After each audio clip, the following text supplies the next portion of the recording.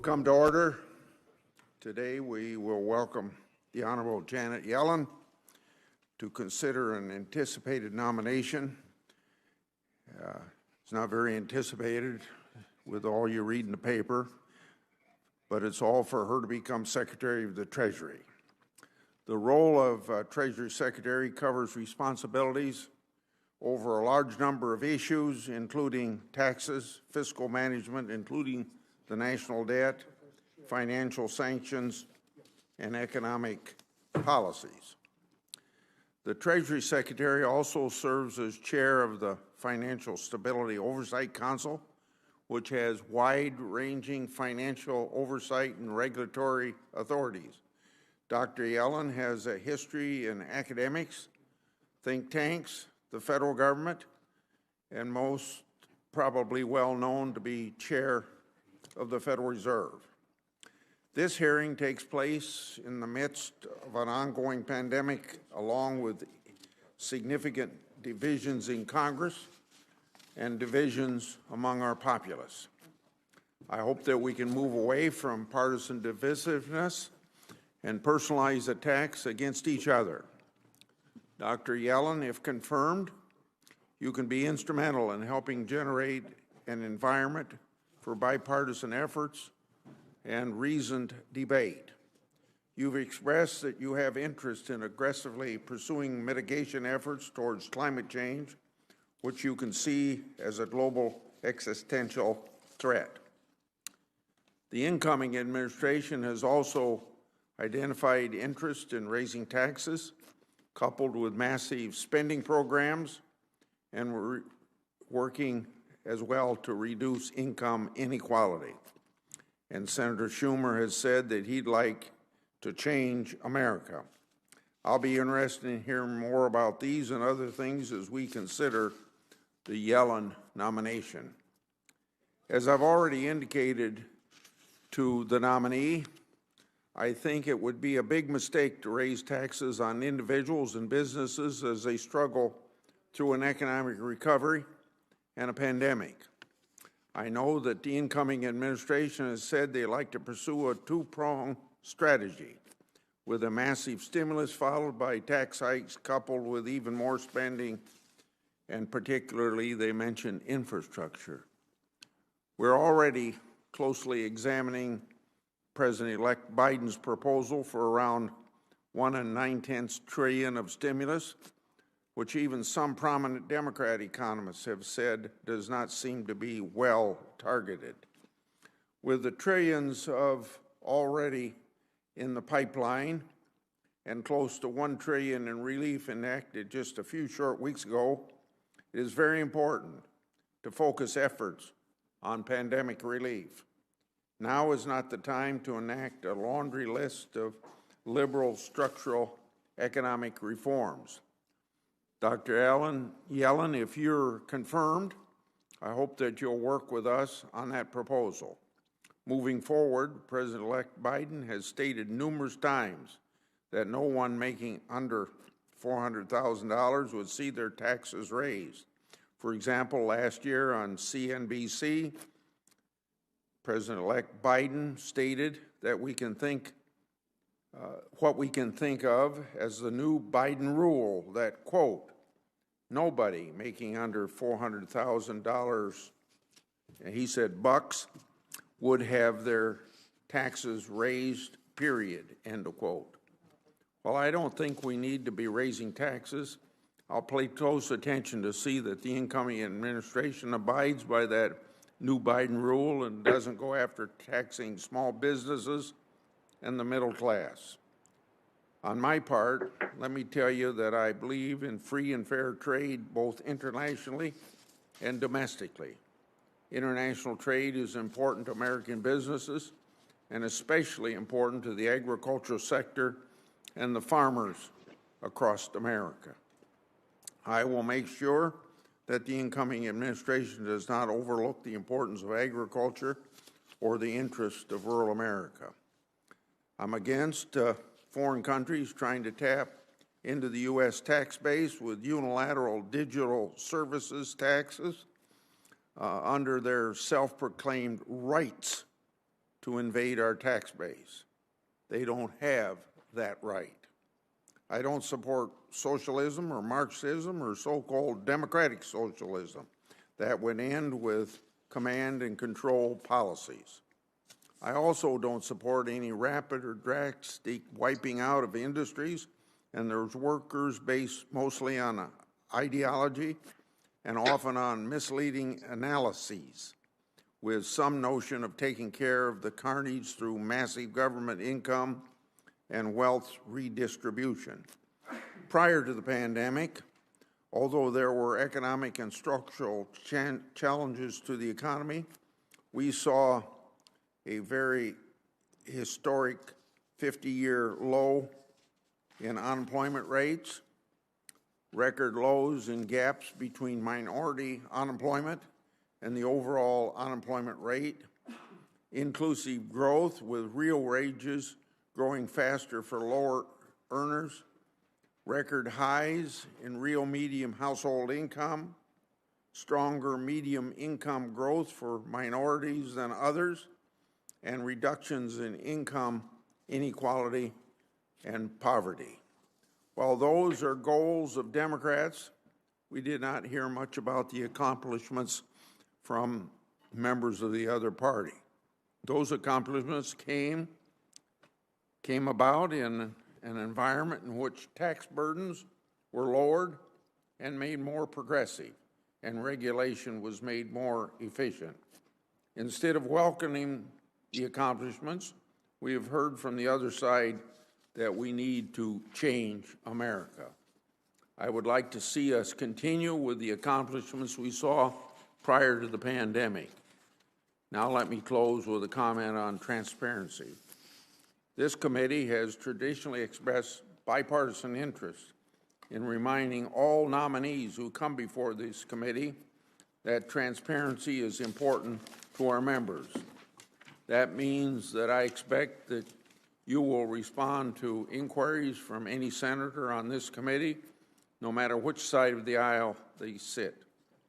Prompt and thorough responses to our inquiries and investigations is what we expect. With that, now Senator Wyden. Thank you very much, Mr. Chairman. And I want to begin, Chairman Grassley, by thanking you and Senator Crapo for the help in scheduling Chair Yellen's hearing this morning. And Senator Grassley, I also want to thank you for joining me last week in exposing the pharmaceutical companies' insulin price gouging schemes. America knows that they're getting mugged at the pharmacy counter. Now, this committee can use a fresh investigation that helps lay out a plan to finally end one of the all-time big anti-consumer ripoffs, which is what's going on with insulin. Mr. Chairman, I thank you for that.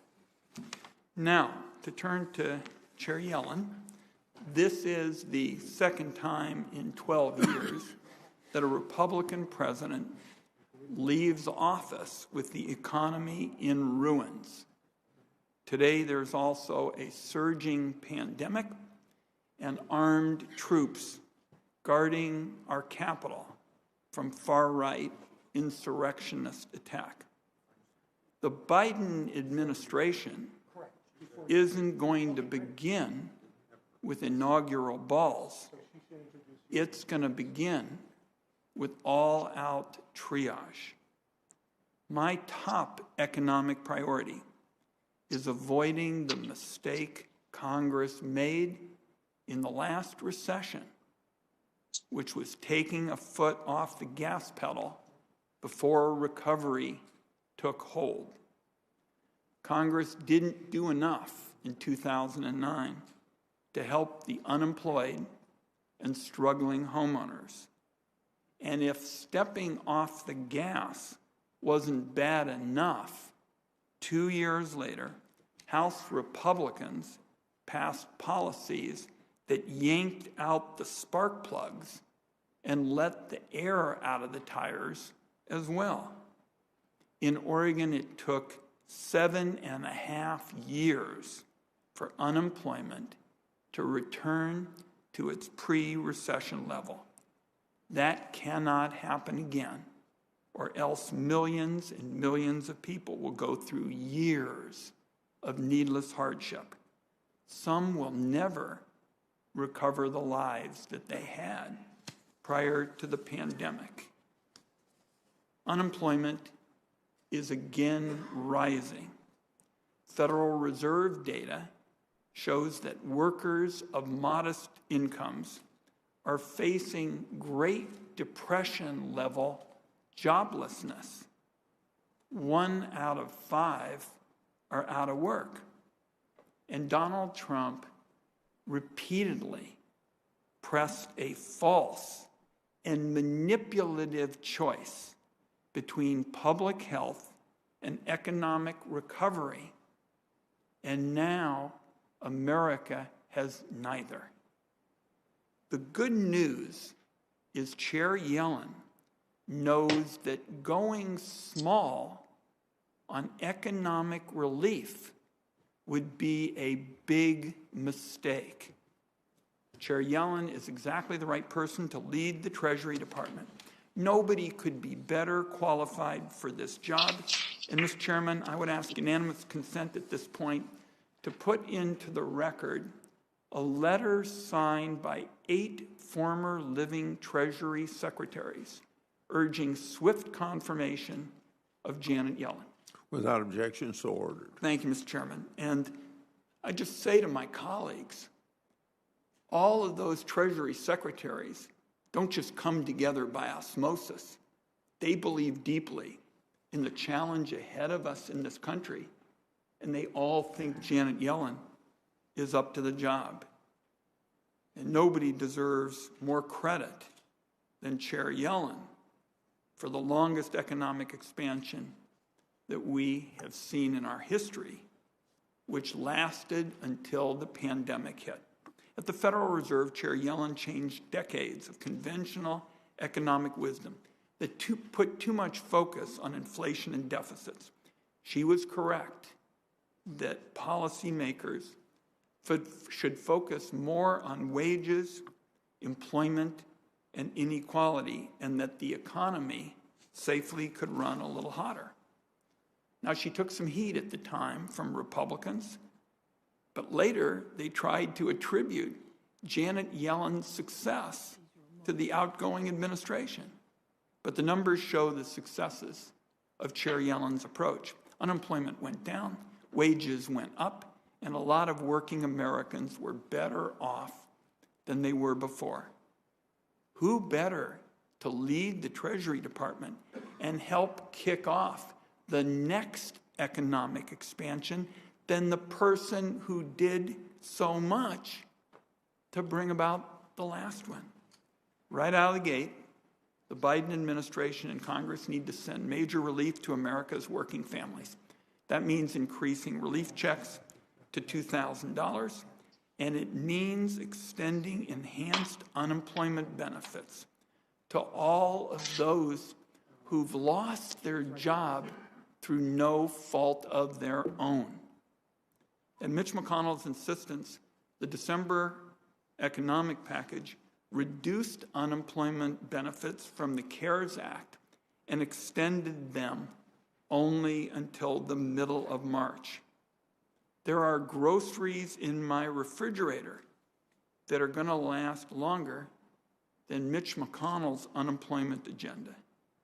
Now, this has been a common story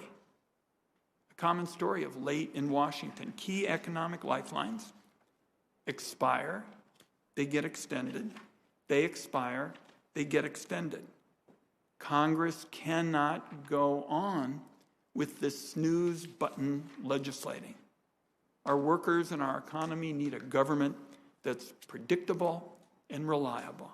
That means the Congress needs to tether the extension of unemployment benefits to economic conditions on the ground with automatic triggers.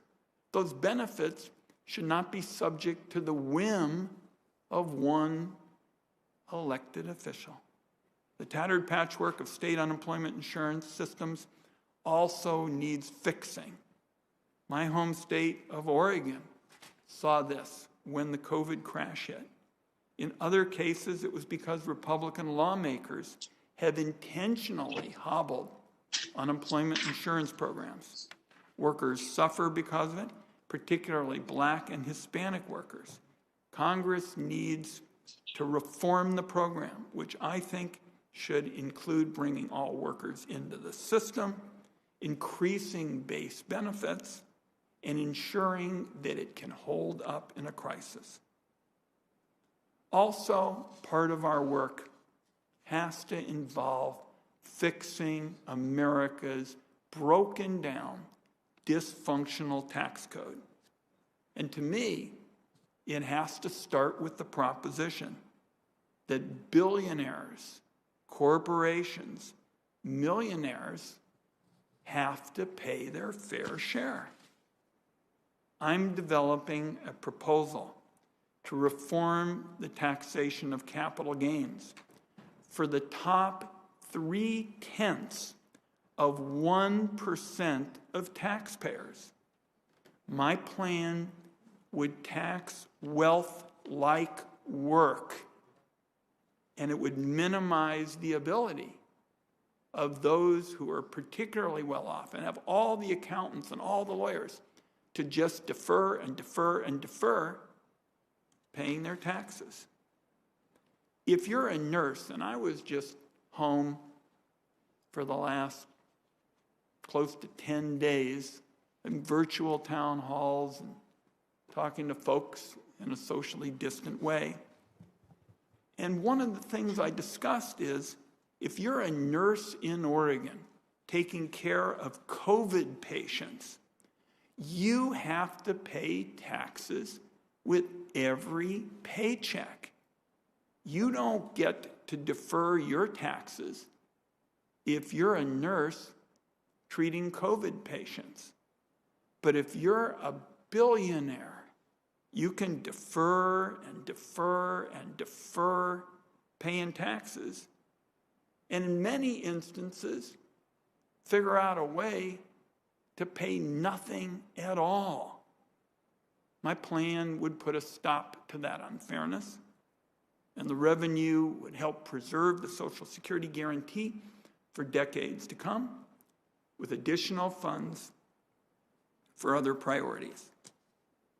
Now, the outgoing administration had a different approach. They were big on corporate tax giveaways, and they actually increased incentives to ship jobs overseas instead of eliminating them. I want those mistakes fixed. Before I wrap up, I want to turn to an existential threat for particularly our kids and our grandkids, and that is climate change. Treasury Department's going to have a key role to play on these climate issues. Much of America's energy policy is tax policy.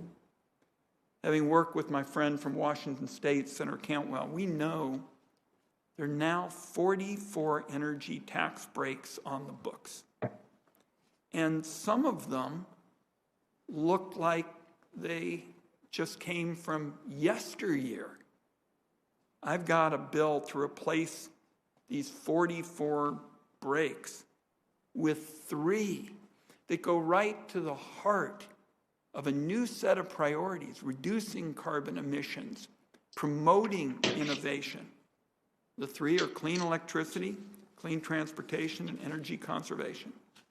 I'm also developing a proposal that would make polluters pay for the costs of climate change, with much of the revenue returned directly to the American people through annual cash payments. The Treasury Department plays a big role, as Chairman Grassley noted, in trade. Over the last 4 years, the American people got a lot of tough talk about trade, but there was a big gap between the tough talk and delivering on the big promises. This administration drove away our economic allies. It actually isolated us in the crucial fight against trade cheats in China and elsewhere. Members of this committee are also concerned about currency manipulation and other tactics that rip off high-skill, high-wage jobs at a time when wage growth has got to be right at the top of our economic agenda. I'm looking forward to working with a Secretary Yellen on all these issues and more, and I certainly hope, and Chairman Grassley and I have been talking about it, that with her stellar, extraordinary qualifications, we can get her nomination approved as quickly as possible. And it seems to me with the economic crunch we're facing, it ought to be approved on day one. Now, I'll close by saying everybody's got a constitutional right to be foolish, but nobody can question Chair Yellen's qualifications. This country has never had a woman as Treasury Secretary. What a shame. Anybody who doubts Chair Yellen's commitment to policies that give everybody a chance to get ahead just hasn't been paying attention. So, colleagues, I look forward to working with all the members, Democrats and Republicans, throughout this session. And I think it's very appropriate that we begin with somebody, with the consideration of a person who's so extraordinarily qualified and who I very much appreciate being willing to return to public service. President-elect Biden could not have made a better choice, colleagues, than Janet Yellen. Thank you, Mr. Chairman. Thank you. The chair now recognizes and welcomes Senator Feinstein from California for the purposes of introduction. Thanks. And I thank the chair. Thank you very much, Senator, and other senators. It's just fine to be here this morning. I've known Janet since she became president of the president of the Federal Reserve Bank of San Francisco in 2004. She's been professor, now emeritus, at the University of California, Berkeley since 1980. That's 40 years. Janet has an impressive record. She served twice on the Federal Reserve Board of Governors and was the first woman to chair the Fed from 2014 to 2018. She also served as chair of the Council of Economic Advisors under President Clinton, and she is currently professor emeritus at the University of California, Berkeley, as well as a distinguished fellow at the Brookings Institution. Some have joked that Janet's husband of 42 years, George, won the Nobel Prize in Economic Sciences, yet he is regarded by many as the second most accomplished economist in his own home. But it can be said that all of these accomplishments did not come easily for a woman in the male-dominated field of economics. Out of 24 students who received doctorates in economics at Yale in 1971, Janet was the only woman, and she has been a trailblazer her entire career. Now she brings to us the experience and leadership needed at Treasury at this critical juncture. I believe that Janet Yellen really understands that the economy is not an abstract series of charts and figures, but a collection of real individuals, families, communities, problems, businesses who need help. And there are many reasons that Janet received bipartisan praise when President-elect Biden announced her nomination in December. For one, her deep policy expertise matches her understanding of the impact of economic policy on people. She's also a pragmatic and steady hand who recognizes the need for fiscal discipline. In short, she is the ideal candidate to head Treasury at a time when we can afford nothing less. So I urge and hope that this committee will rapidly approve her nomination, and I thank you for the privilege, Mr. Chairman. Thank you. Thank you, Senator Feinstein. I want to go back to Senator Wyden because he asked to speak on another point before I go to Yellen. Mr. Chairman, just on your point earlier, because we need to get to Chair Yellen, I very much share your view with respect to transparency. You and I have worked on those issues. I also want to put on the record that the Treasury's record over the past 4 years on this was dismal on things like FinCEN. We've got to do better. Let's do it in a bipartisan way. Thank you. You bet. Thank you very much. Now, I didn't congratulate Dr. Yellen on her appointment. I do that now and ask her to make her opening statement. Chairman Grassley, Ranking Member Wyden, members of the committee, it's an honor to appear before you. And Senator Feinstein, thank you for that very kind introduction. I have immense respect for the task before this committee, rebuilding the American economy from its sharpest downturn in history. If I'm fortunate enough to be confirmed, I would strive to be a good partner in that work. I've spent almost my entire life thinking about economics and how it can help people during hard times. My father was a doctor in Bay Ridge, Brooklyn. It was more of a working class neighborhood back then. His patients would take the bus up from their jobs at factories or docks, and they'd come to our stoop because that's where my dad's office was, in our basement. He was the kind of doctor who treated the whole patient. He knew about their lives, about when they'd been fired or couldn't pay. Those remain some of the clearest moments in my childhood. My parents had been children of the Depression, and they had a visceral reaction to economic hardship.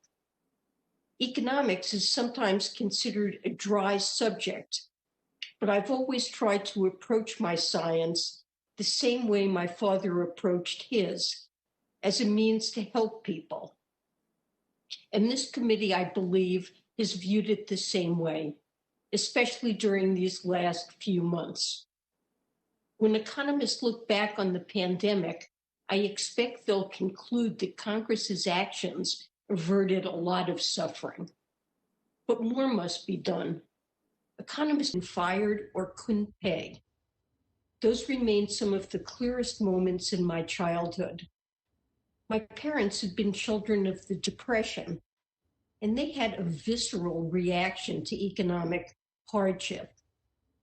Economics is sometimes considered a dry subject, but I've always tried to approach my science the same way my father approached his, as a means to help people. And this committee, I believe, has viewed it the same way, especially during these last few months. When economists look back on the pandemic, I expect they'll conclude that Congress's actions averted a lot of suffering. But more must be done. Economists don't always agree, but I think there is a consensus now. Without further action, we risk a longer, more painful recession now and longer-term scarring of the economy later. The pandemic has caused widespread devastation. Whole industries have paused their work. 18 million unemployment insurance claims are being paid every week. Food bank shelves are going empty. The damage has been sweeping. And as the president-elect said last Thursday, our response must be too. Over the next few months, we're going to need more aid to distribute the vaccine, to reopen schools, to help states keep firefighters and teachers on the job. We'll need more funding to make sure unemployment insurance checks still go out and to help families who are at risk of going hungry or losing the roof over their heads. Neither the president-elect nor I proposed this relief package without an appreciation for the country's debt burden. But right now, with interest rates at historic lows, the smartest thing we can do is act big. In the long run, I believe the benefits will far outweigh the costs, especially if we care about helping people who have been struggling for a very long time. People worry about a K-shaped recovery, but well before COVID-19 infected a single American, we were living in a K-shaped economy, one where wealth built upon wealth, while working families fell farther and farther behind. This is especially true for people of color. At the Fed, I became accustomed to the institution's dual mandate to promote stable prices and maximum employment. As Treasury Secretary, I think there will be a dual mission too, helping Americans endure the final months of this pandemic, keeping people safe while getting them back to work. That's our first task. But then there's the longer-term project. We have to rebuild our economy so that it creates more prosperity for more people and ensures that American workers can compete in an increasingly competitive global economy. Members of the committee, these are very ambitious goals, and I know we will need to work together. You can count on me to do that in a bipartisan way. My husband and son are watching us on C-SPAN from the other room. They are not only wonderful people, they're also wonderful and opinionated economists themselves. So I'm used to debate about these issues in the House, and I'd welcome it in the Senate. Thank you. I look forward to your questions. Thank you, Dr. Yellen. Before I go to questioning, I have three obligatory questions that we ask all nominees before this committee. And they're usually stated in exactly the same way. First, is there anything that you're aware of in your background that might present a conflict of interest with the duties of the office to which you have been nominated? No, Senator Grassley, I don't believe I have any conflict of interest. Yeah. Okay. Do you know any reason, personal or otherwise, that would in any way prevent you from fully and honorably discharging the responsibilities of the office to which you have been nominated? No, I do not. Do you agree without reservation to respond to any reasonable summons to appear and testify before any duly constituted committee of the Congress if you're confirmed? I will testify if asked before a committee of Congress. And finally, do you commit to providing a prompt response in writing to any questions addressed to you by any senator of this committee? Yes, I commit to that. Yeah.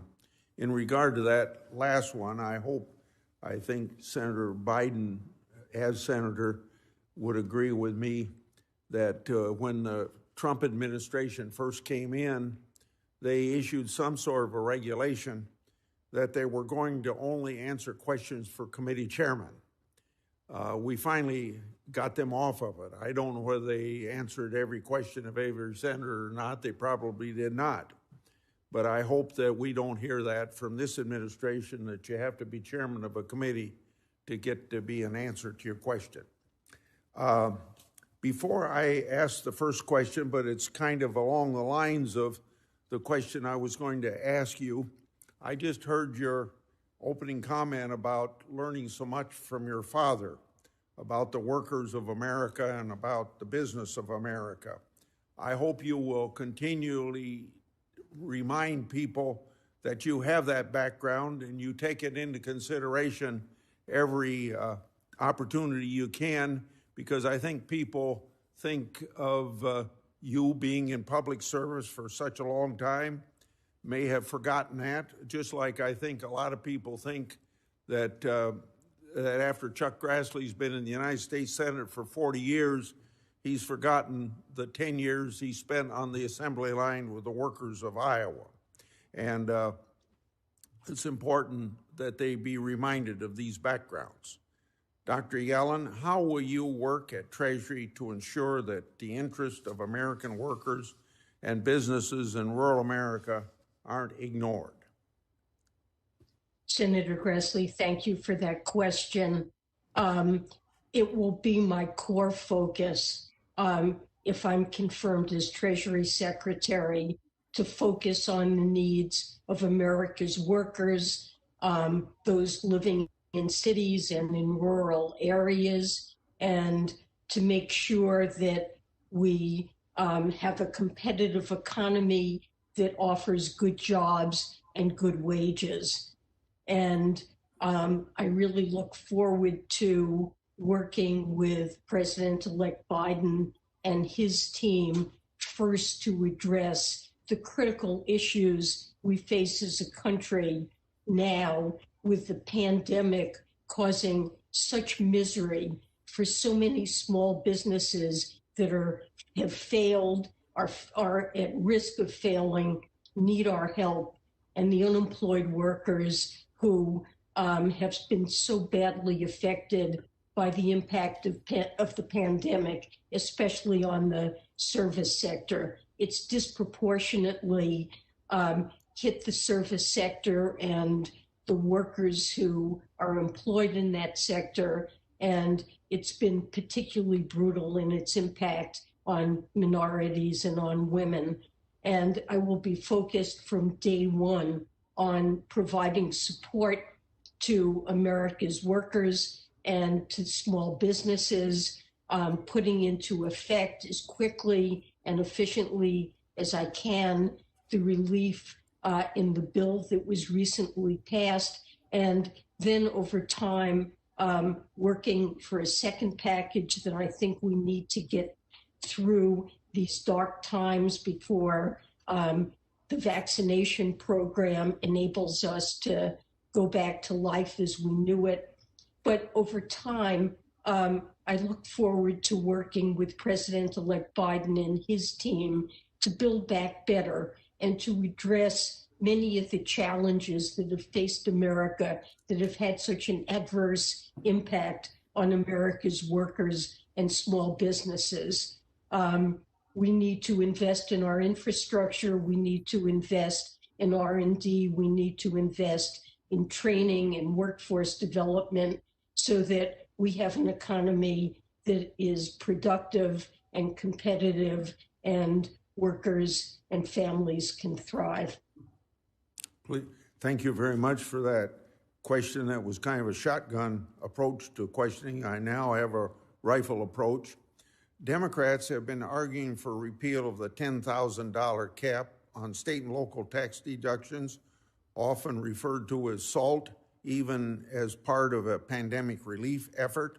Yet even left-leaning commentators such as Tax Policy Center point out that a SALT repeal would provide the top 0.1% of households with an average tax cut of about $144,000, with essentially no benefit going to bottom half of the household earners. Do you think it makes sense for the pandemic relief efforts to prioritize six-figure tax cuts for the wealthiest few when millions of middle-class American families are struggling to make ends meet? And would you oppose including a repeal of the SALT cap in any further relief or stimulus measure? Senator Grassley, thank you for that question. I certainly believe in a fair and progressive tax code where wealthy individuals and corporations pay their fair share. The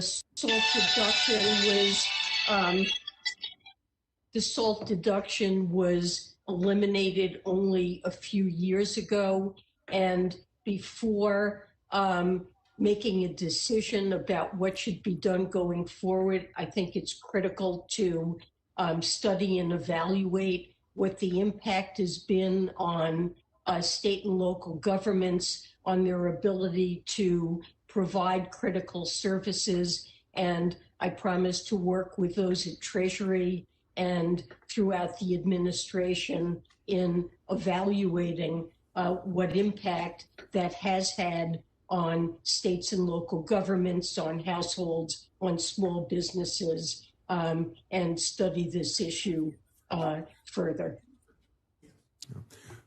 I've got to go to Senator Wyden now. My next question would have dealt with an issue that he and I have worked very closely on in regard to the unfair digital service tax that we see other companies putting on our country. And I'll submit questions like that for answer in writing. Go ahead.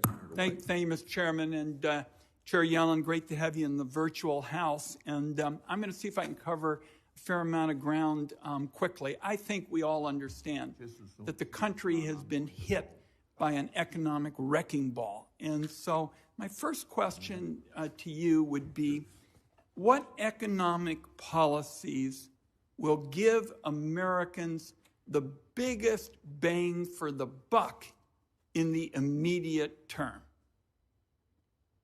Well, I think relief that we provide to those who are in the greatest need and to small businesses have the best chance of providing both relief to those who've been so badly affected by the pandemic and by creating a great deal of spending per dollar spent, they'll create jobs throughout the economy, having the biggest bang for the buck. So I see, for example, extended unemployment insurance, SNAP benefits, and so forth as having a very large buck. Of course, in a way, the biggest bang per buck comes from the money we spend on public health to make sure that we have widespread vaccinations quickly so schools can reopen and we can get past the pandemic and reopen businesses and the economy safely and avoid scarring that will occur if there's permanent job loss. Good. I also appreciate your comment with respect to extended unemployment, because that's one of the policies that allows us in the future, in terms of reform, to tie benefits to economic conditions on the ground. So it gives you time to fully get us to that longer-term economic recovery. So that's very helpful. Second question I want to talk to you about is China, because we all understand that China cheating is taking a huge toll on our workers and particularly creating more high-paying jobs. Now, I think that the president-elect is absolutely on the right course, saying he's going to mobilize the allies to work with us in terms of dealing with China.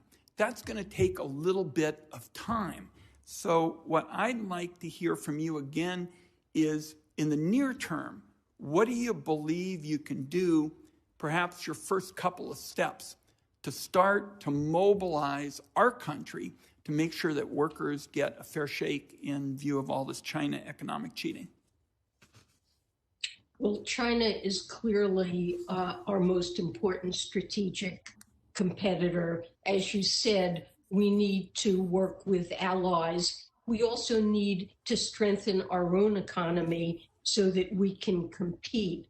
And President-elect Biden will soon come forward with a package to accomplish that by investing in our infrastructure, investing in our people, and creating a more competitive economy in research and development.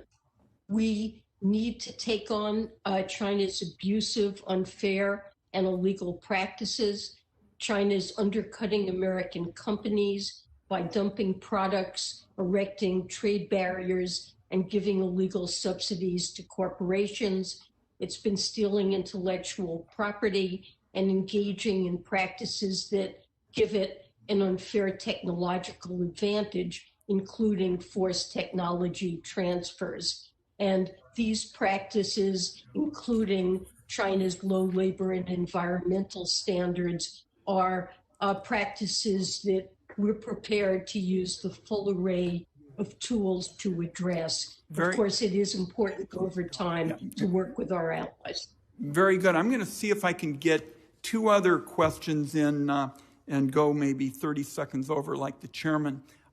You heard me talk with respect to climate change about refocusing our tax code so we can really zero in on eliminating carbon emissions. Can you give us one step that you think you could begin with to tackle this climate question? Well, this is one of the most critical issues facing our country and the world, and it poses an existential threat. It will be a focus of President-elect Biden and his entire administration.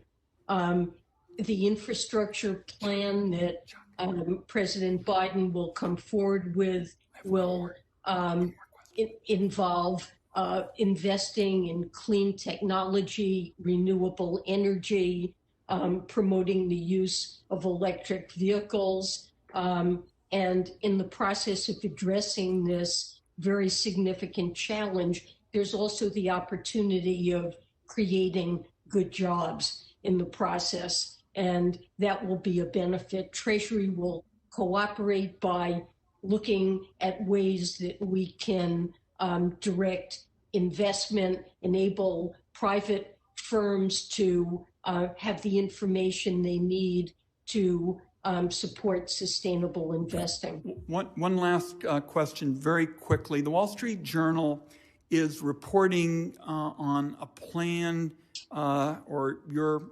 comments to affirm the United States' commitment to a market-determined exchange rate if you're confirmed. So obviously Americans are interested in your thoughts on the dollar. Could you briefly outline for the committee your thoughts on the dollar? Thank you, Senator Wyden. I believe in a strong and equitable U.S. economy that delivers good jobs with rising wages for all Americans. Maintaining confidence in the long-term strength of the U.S. economy and the stability of the U.S. financial system is good for America, as well as our trading and investing partners. I look forward to working with Congress to make the U.S. economic recovery as strong as possible. I believe in market-determined exchange rates. The value of the U.S. dollar and other currencies should be determined by markets. Markets adjust to reflect variations in economic performance and generally facilitate adjustments in the global economy. The United States does not seek a weaker currency to gain competitive advantage, and we should oppose attempts by other countries to do so. The intentional targeting of exchange rates to gain commercial advantage is unacceptable. If confirmed, I will work to implement the President-elect's promise to oppose any and all attempts by foreign countries to artificially manipulate currency values to gain an unfair advantage in trade. Thank you, Mr. Chairman. I'm going to turn the gavel over to Senator Crapo. He'll be the next person to ask questions. Republicans have a rule that you can only be chairman of a committee for 6 years, and so this could be the last hearing as chairman of the committee, and it's been a great privilege to chair one of the most important committees in Congress. I first joined this committee in 1981 during the 102nd Congress and became chairman briefly in 2001 before switching party membership changed the balance, and then chaired it 2 times since. I'll continue to serve on this committee, of course, but leading this committee has been one of the highlights of my years in the Senate. Once the Senate organizes, Ranking Member Wyden will become chairman, but as I turn the gavel over to Senator Crapo, I know this committee will be well in good hands of Senator Wyden and Senator Crapo over the next 2 years. Thank you very much, Senator Crapo.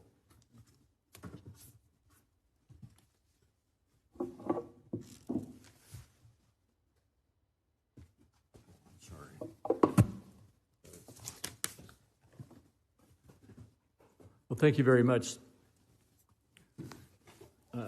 Senator Grassley, I want to commend him, even though he's just stepped out of the room, for his great service and for the opportunity to serve under his leadership as the chairman. And I'll just take a brief moment here to say Senator Wyden and I have worked together for years on a bipartisan basis and have built a lot of really big successes. I look forward to working with you, Senator Wyden, as we move forward. Dr. Yellen, I appreciate your service. I've worked with you as well. As you know, when we discussed this a little while back, we had a good working relationship while you were at the Fed, and I look forward to developing and continuing that good working relationship as we move forward. My first question is going to be on tax policy. Prior to the Tax Cuts and Jobs Act, the TCJA, the United States had one of the highest corporate tax rates among developed countries. As a part of the TCJA, Congress lowered the corporate tax rate to ensure that our domestic businesses could remain globally competitive. But even now, the corporate tax rate in America is still the 11th highest among developed countries, according to the Tax Policy Center. As a result of the COVID-19 pandemic, U.S. companies are struggling to stay in business and to keep employees on payroll. President-elect Biden's proposals include a significant increase in the corporate tax rate that would hit already vulnerable businesses and put U.S. companies, once again, at a strong competitive disadvantage with the rest of the world. What is your view of raising taxes on struggling businesses during the COVID-19 pandemic? Well, thank you for that question, Senator Crapo. And I too want to say that I have enjoyed my working relationship with you during my years at the Fed and look forward to a very productive working relationship going forward. On the 2017 tax cuts, the president has said that eventually, as part of a larger package that would include significant spending and investment proposals, but not now, while the pandemic is really depressing the economy, that he would want to repeal parts of the 2017 tax cuts that benefited the highest income Americans and large companies. And he wants to reverse the law's incentives to offshore operations and profits. But he's been very clear that he does not support a complete repeal of the 2017 tax law. There are some areas, though, that he would amend. For example, a provision in that law had the unfortunate byproduct of rewarding companies for moving their operations offshore, and the president would reverse that. We look forward to actively working with other countries through the OECD negotiations on taxes on multinational corporations to try to stop what has been a destructive global race to the bottom on corporate taxation. And in that context, we would assure the competitiveness of American corporations, even with a somewhat higher corporate tax. Well, I appreciate that last observation. As we discussed on the phone last week, I encouraged you to make as one of your top considerations for any changes to our business tax policies the competitiveness of the U.S. businesses and the need to make sure that the United States remains an attractive place for investment and capital formation and job creation. So I look forward to working with you on that. Can you explain again your views on the importance of these kinds of considerations when assessing potential changes to tax policy? Well, Senator Crapo, I strongly agree with your view that it's necessary for U.S. companies to be globally competitive. And that's why these OECD negotiations are so important. It would enable us to collect a fair share from corporations while maintaining the competitiveness of our businesses. And diminish the incentives that American companies now have to offshore activities. That's certainly something we don't want to reward. Well, I look forward to working with you on those OECD negotiations and the other aspects of tax policy that we've just discussed. One last quick question. As chairman of the Banking Committee, I worked on in a bipartisan manner to pass the Foreign Investment Risk Review Modernization Act, the Export Control Reform Act, and as part of the NDAA, the Anti-Money Laundering Act of 2021. The Treasury Department plays a major role in implementing these statutes and managing our relationship with China through the Office of Terrorism Financing and the interagency process for CFIUS and other export control decisions. Do you agree to commit to work with me as the Treasury Department moves forward on the export control decisions, the foreign investment, and modernizing our anti-money laundering bank secrecy provisions, as well as beneficial ownership rules?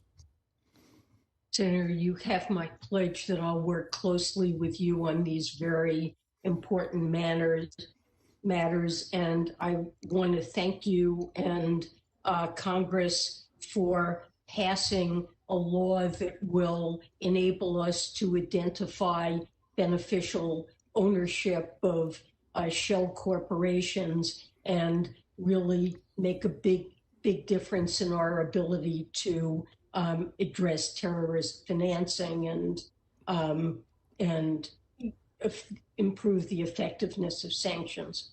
Thank you. I appreciate your attention to this. Senator Stabenow is next. I believe she's remote. Well, good morning. And first, I want to say thank you to Senator Crapo, to you. Congratulations in your incoming position, and also to Senator Wyden, Senator Grassley. I think we're off to a great start in the committee doing this in a bipartisan way, and I look forward to a lot more opportunities. And also, Madam Chair, I have to tell you, as I've indicated you before, I was extremely excited to hear of your nomination. I can't think of anyone with more competence, more experience, more integrity to serve as Secretary of the Treasury. And it's just extra special that you come in as the first woman to do so. So congratulations. Thank you so much, Stephanie. You're welcome. Let me first say that I don't believe we have an economy unless somebody makes something and somebody grows something. That's what we do in Michigan. We do both.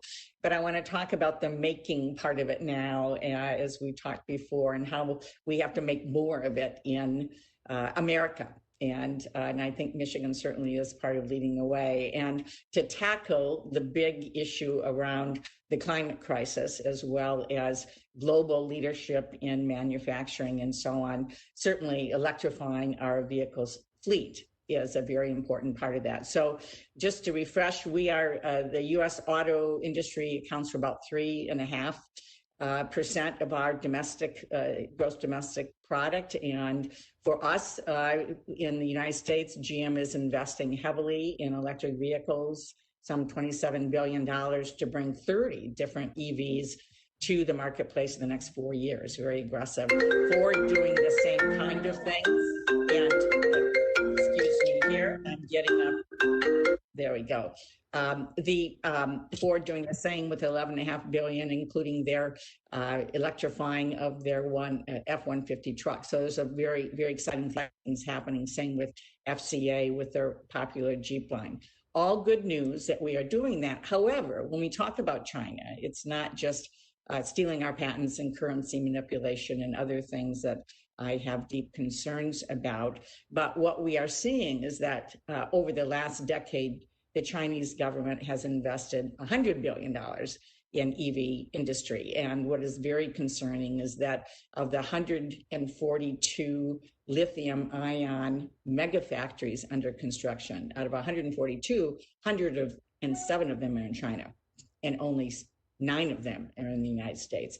So it's no surprise that by 2025, 54% of the EV sales are projected to occur in China. So we've got to get ahead of this. I know, looking at the Build Back Better plan and our president-elect, I know that he cares and you care about this as well. But I wonder if you could speak for a moment on what we need to do, particularly around the consumer incentives. Until we get enough people purchasing, these consumer incentives are critical. Senator Alexander and I had a bipartisan bill to extend the current consumer credit. This needs to get done this year, and Senator Schumer, I'm working with him on a broader package that's very important to take us the next step in electric vehicles. But I wonder if you might talk about what we need to do, and do you support the consumer credits that we need to create the market for purchasing EVs? Thank you for that question, Senator. Climate change is a critical problem facing the country, and President-elect Biden is committed to a wide range of policies to address it, and in the process, making sure that in doing that, we create good jobs for American workers. As you've suggested, it's important that we make things in America. And electric vehicles are a very important way of both creating good jobs and addressing climate change. The president-elect is supportive of restoring full incentives for electric vehicles. He wants to ensure a robust electric vehicle market. And on top of that, that will involve building infrastructure and making sure that our workers have the skills that are needed to succeed in electric vehicles. Thank you. Along with that, we know that a lot of the jobs in electric vehicles now are the component parts. They are mid-sized employers, the auto suppliers, the supply chain, so critical right now. And we're making these new component parts, and our auto suppliers are very excited to do that. But I'm concerned that with what has happened under COVID, that the piece that just didn't happen as I believe it should, and despite Senator Mark Warner, who did such wonderful work that I supported and worked with our auto suppliers on how we deal with our mid-level businesses, we just, I believe, have not done fully what we need to do to support those jobs. Do you have any thoughts on where we need to go for our mid-level employers that employ about 50 million people in this country? Yeah, I think that you're absolutely right, Senator Stabenow, that the largest corporations that have access to capital markets have not had trouble raising money. We have a heavy focus on small businesses trying to get them the aid they need, and mid-sized businesses have had problems. The Main Street lending program the Fed set up was not very effective at reaching them. And so that's an important area for us to focus on, making sure that capital is available for those businesses so that they can continue to create jobs and thrive in our economy. Thank you. Senator Stabenow.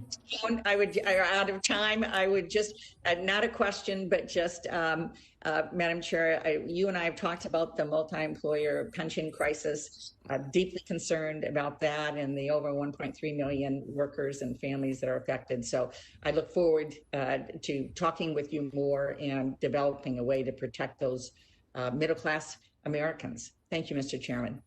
Thank you. And I've been notified by staff that those who are remote may not have the clock in front of them, so I'll try to remind those who are remote when their time runs out. Next is Senator Thune. Thank you, Mr. Chairman. Dr. Yellen, welcome. Congratulations. I'm going to try and roll a lot of thoughts and questions into sort of one big package here.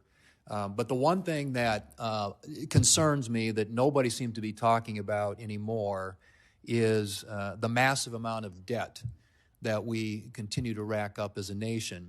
And in fact, the president-elect has proposed a couple $2 trillion fiscal plan on top of that which we've already done, which would add somewhere on the order of about $5.3 trillion to deficits, and that's according to the Committee for a Responsible Budget, of which you have been a board member. That's 25% of GDP, and it would move the additional debt above 100% debt to GDP, it's categories that we haven't been in literally since the 1940s. And so what I'm concerned about is we seem to have no concern now about borrowing money in the short term. And the argument is that interest rates are low. It's like free money. It's not. It has to be paid back. And at some point, the risk-return ratio that people who are lending us money are going to say is not sufficient for the risk, and we're going to demand a higher interest rate. That'll happen at some point. Interest rates will start to normalize, and we have to refinance at a higher interest rate. And pretty soon, the interest on the debt exceeds what we spend on even national security for our country. Republicans traditionally have believed that we ought to reduce spending, we need to reform entitlement programs, that we need to have policies in place that create greater growth in the economy, all of which make the debt look smaller by comparison. Democrats have argued we need more revenue, more taxes, and Senator Crapo also already sort of got at that issue. But I just want to know what you think, because I know in the past you've expressed concerns about the debt and the deficit. The two previous administrations have not been very interested in entitlement reform. We have not only the debt that we're adding in the short term because of the pandemic, but we have structural problems that are long-term that are going to drive that, continue to drive that debt higher in the future. What your thoughts are with respect to reforming entitlements, with respect to the amount of the debt situation that we find ourselves in right now, and when is it enough? When is it too much? When do we hit that point where the thing starts to collapse? That's what really concerns me, and nobody is talking about it really in either party anymore. It was something that used to occupy a lot of our discussions in the past, but nobody seems to care much about it. And for me, that is a huge warning sign on the horizon, the fact that we have an ever-growing deficit, an ever-growing debt, and no apparent interest in taking the steps that are necessary to address it.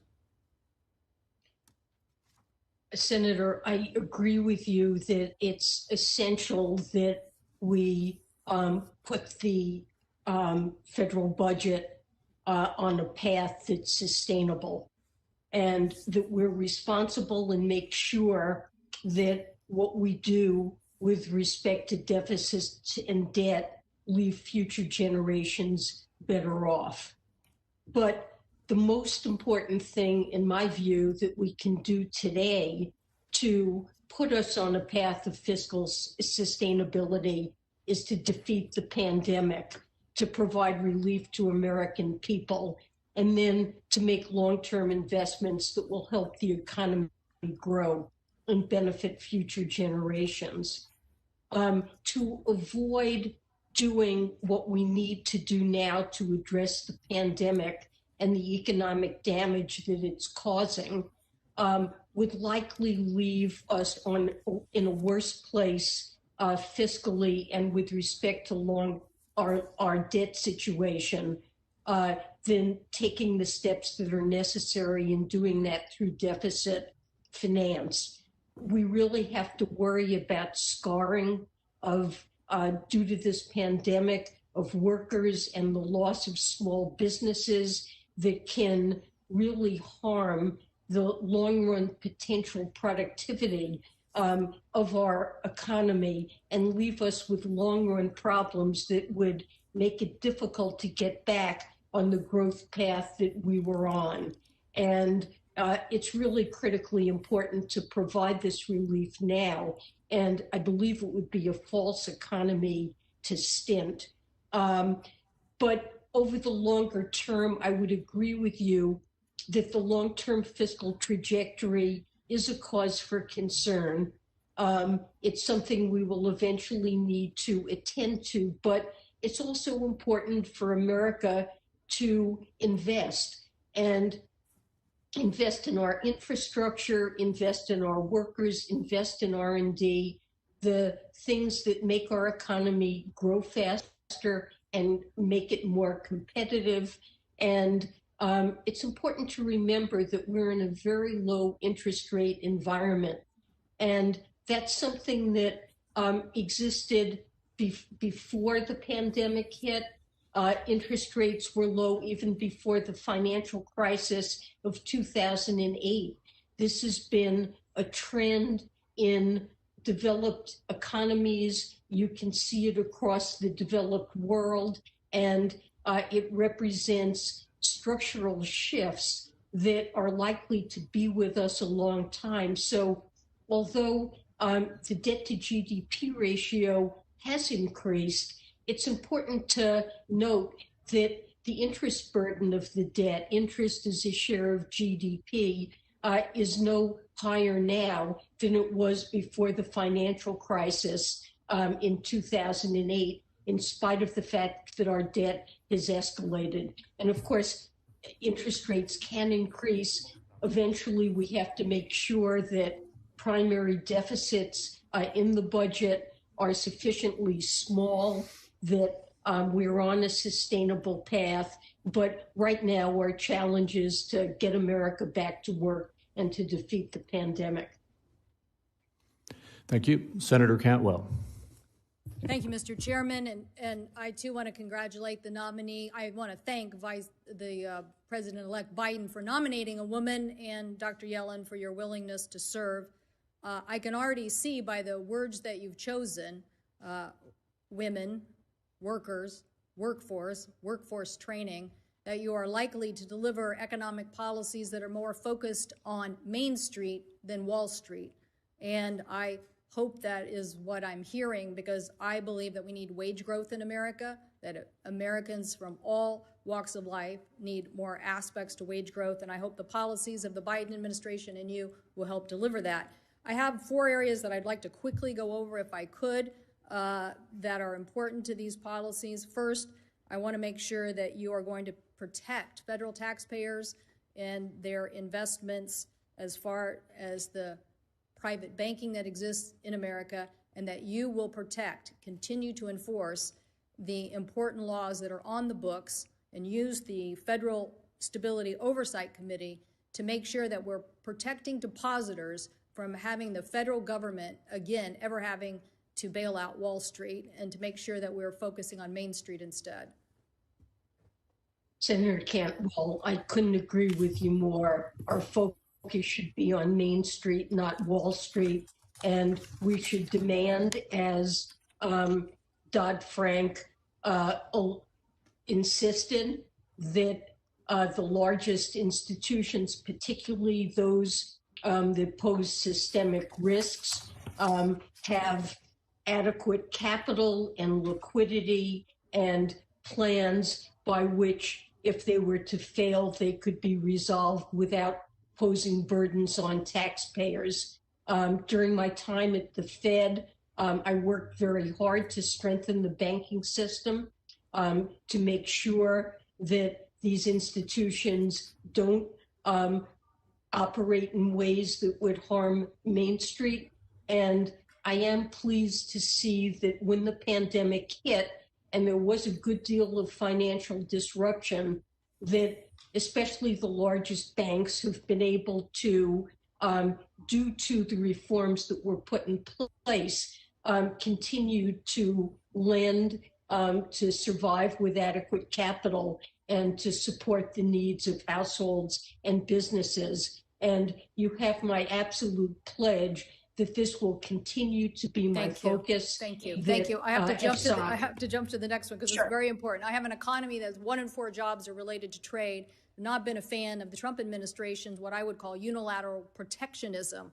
I don't think that this is the direction in an economy where 95% of consumers live outside the United States of America. We have digital trade issues that need to be resolved. We have national security issues that need to be resolved. So a recent Oxford economics trade war study said that the Trump administration's trade war cost us 245,000 American jobs.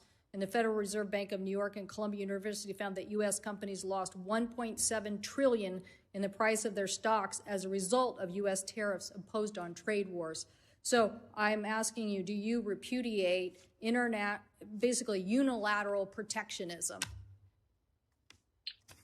Senator, I believe we should try to address unfair trade practices. And the best way to do that is to work with our allies rather than unilaterally. And when the unfair practices have to do with things like stealing intellectual property and engaging in forced technology transfer, or subsidies that provide an unfair technological advantage, I think we should focus directly on those practices and work with our allies to make sure that they're addressed. Well, we in the Pacific Northwest believe in an export economy. And so we want an export economy to take place, so you have to have trade. And so we want to continue to focus on that. I do believe in using sanctions, though, and I think the Trump administration failed to be as aggressive on sanctions. So I want to make sure that you will use that as an economic tool, particularly as it relates to cyber attacks on our infrastructure. In the last few weeks, there have been so many momentous occasions. I think we've lost sight of the incredible impact of what happened with the hacking on our information system. And I want to know that you will use sanctions when necessary on people who have attacked our infrastructure.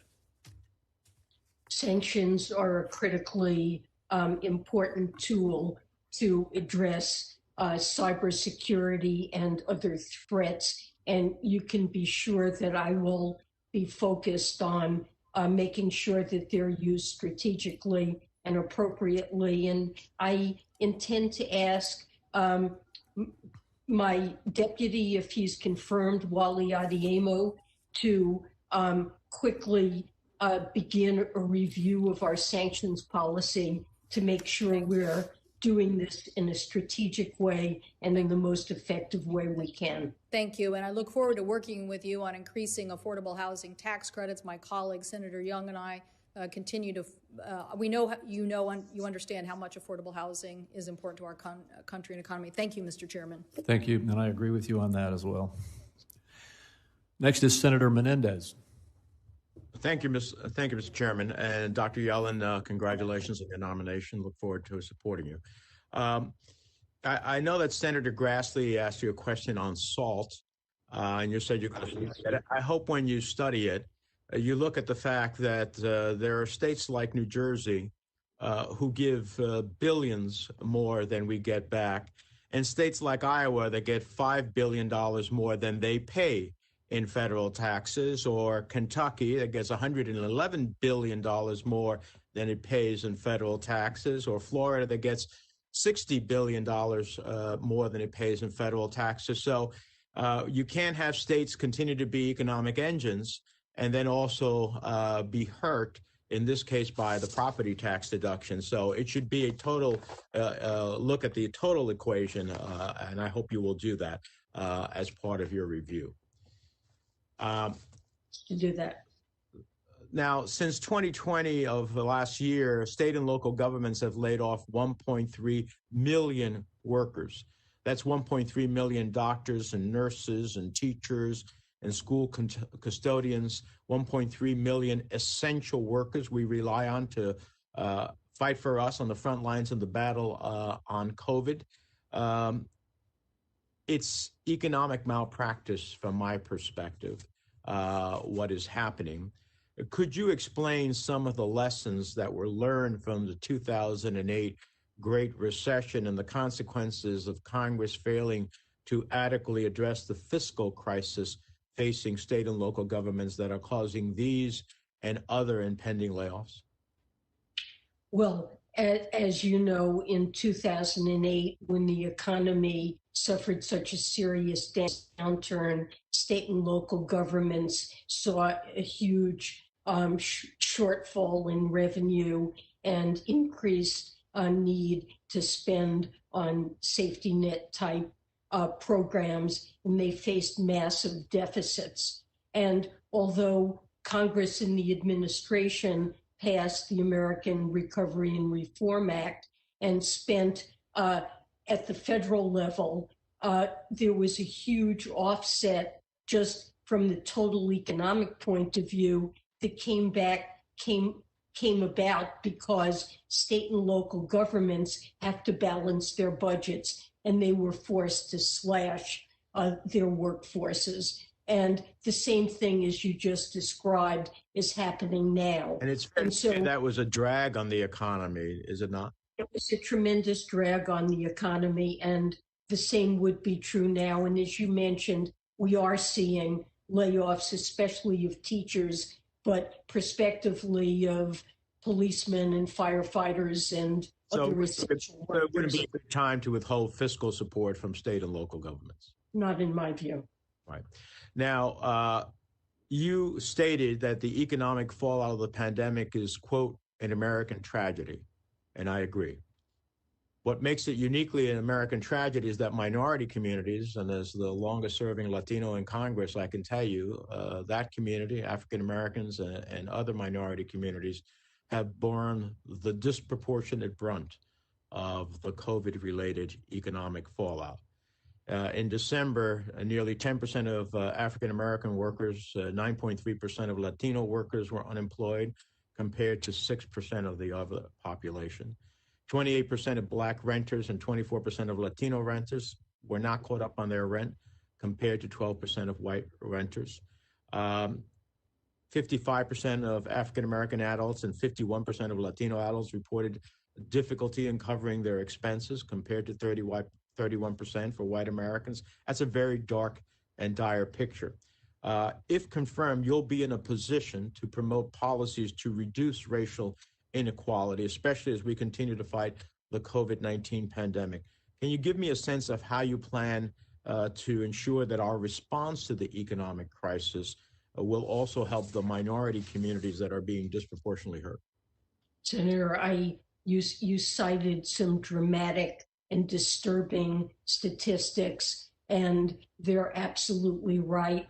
This pandemic is taking just an unbelievable toll on low-income workers and on minorities, especially.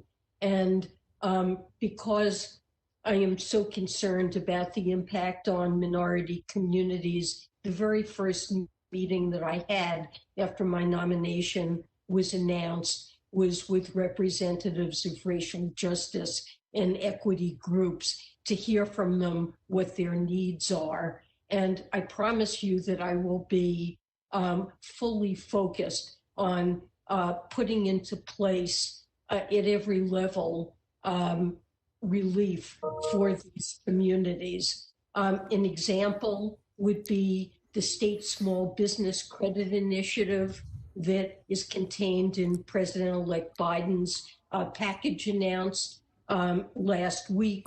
There's money there to capitalize lending to small businesses, and a proposal to provide grants to loans for small entrepreneurs. And of course, with respect to food security, evictions, unemployment insurance, and relief that these households need, paid leave, the minimum wage, all of these things, I believe, will be very beneficial. Time has expired, but I just want to say, I hope as part of that, I like a lot what you said.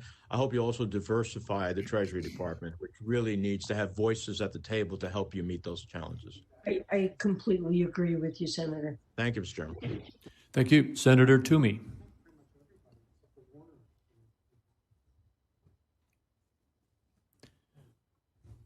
Is Senator Toomey online? I'm told that he is not, so we will move on. Senator Carper. Yeah. I'm told you're here, Senator Carper. Oh, excuse me. All right, we'll go on to Senator Scott.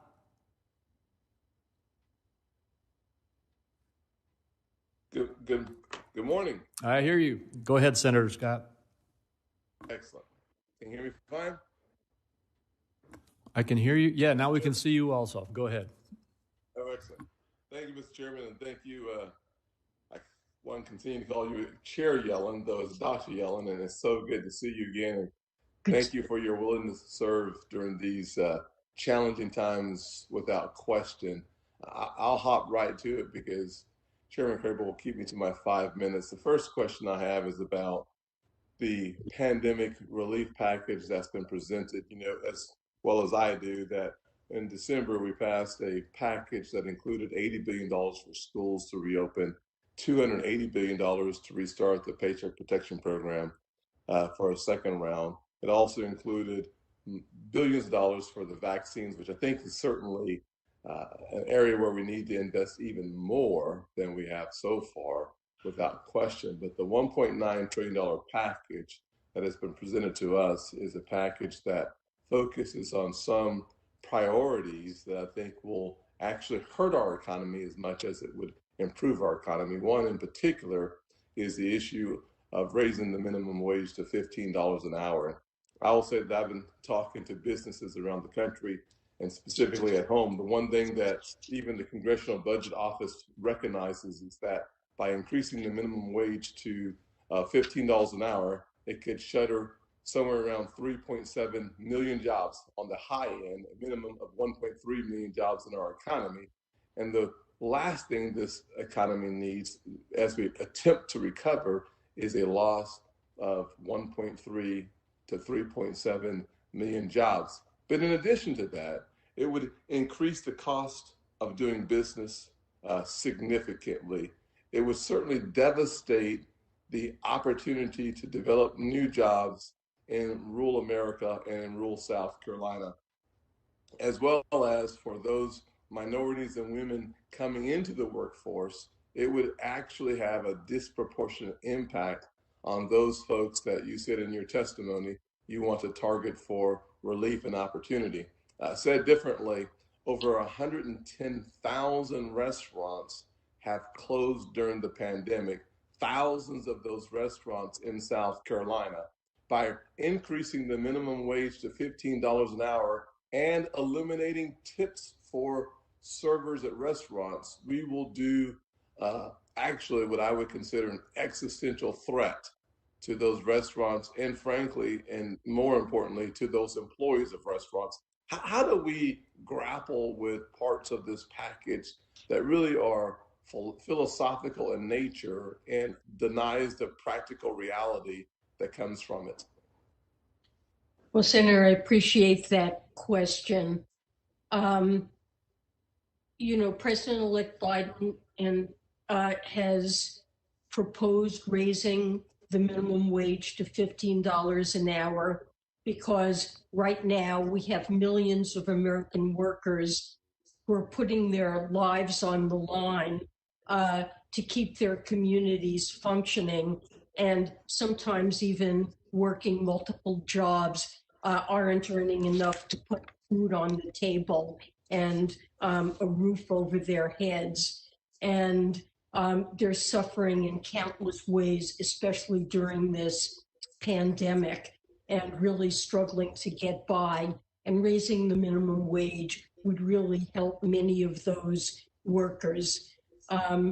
And that's the reason for doing it. Now, in terms of potential job loss, there's now a large economics literature on this, and much of it suggests that the raising minimum wages, this is what researchers often look at what happens when one state raises its minimum wage and a neighboring state leaves it alone, to see how businesses fare in the two different places with different treatments. And the findings are that the job loss is very minimal, if anything. So I think that the likely impact on jobs is minimal. That's my reading of the research. And of course, I agree with you, small businesses are struggling, and it's critical to help those businesses. Appreciate the people recently passed that we will do to get the struggling.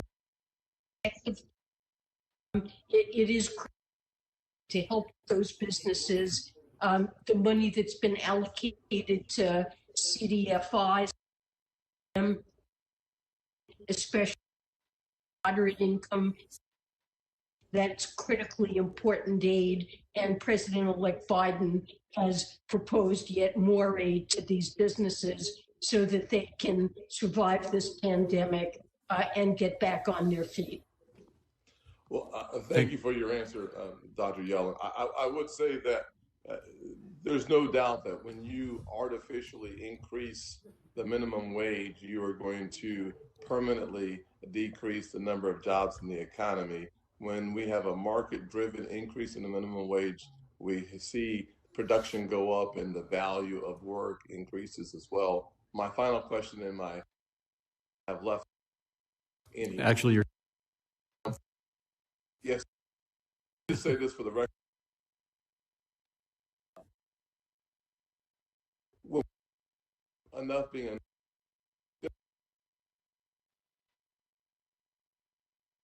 enough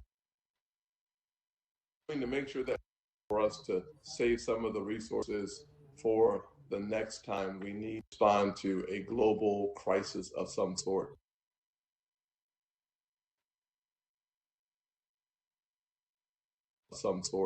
Thank you, Dr. Yellen, and I'll have that answer just in writing, ma'am. Have a great day. Thank you, you, Senator Jim. Scott. Senator Toomey. Senator Toomey. Thank you, Mr. Chairman. Can you hear me? Yes. Thank you. And Dr. Yellen, welcome for your country. And Dr. Yellen, welcome for your country and in this country.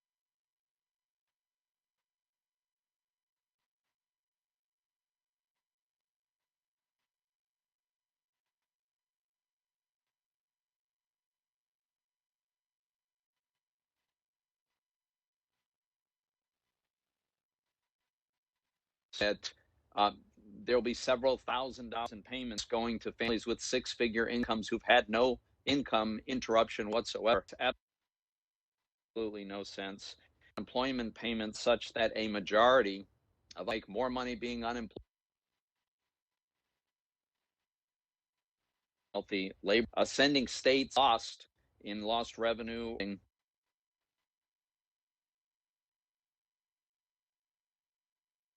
Just and I completely got an demand increase is going to cost jobs if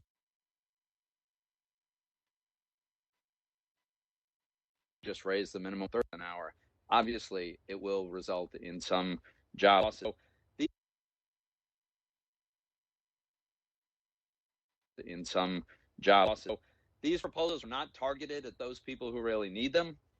They are. It can't be justified on the grounds of effectiveness, and it's going to be hard to get to a bipartisan agreement based on this. I will say I'm pleased to hear your testimony that you think that the massive tax increases that, like Biden is proposing, will be delayed. Way is implicit economic damage that those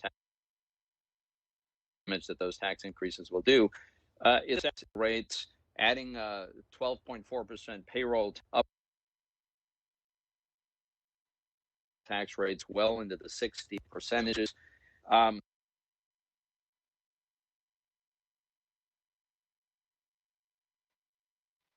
Huge increase for America will make America a place to headquarter a multinational, which will make it less. I wish lowest income are not sure why we. Let me zero in on one that.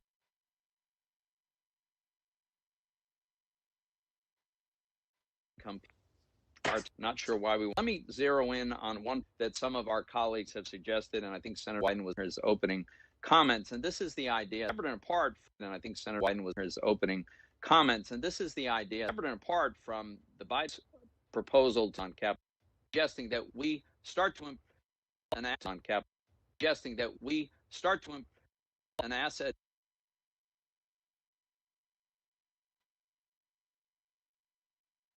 to market, if that's even possible in some cases, and that if that's even possible in some cases, and that. So, Dr. Yellen, is without getting into any particular bill, do you support the idea of taxing realized appreciation of assets? Well, I do believe that capital gains should at some point be taxed. Right now, step up and provide share at all. At all. That's a separate issue. That's a distinct issue. A separate issue. That's a distinct issue. The idea of an annual tax.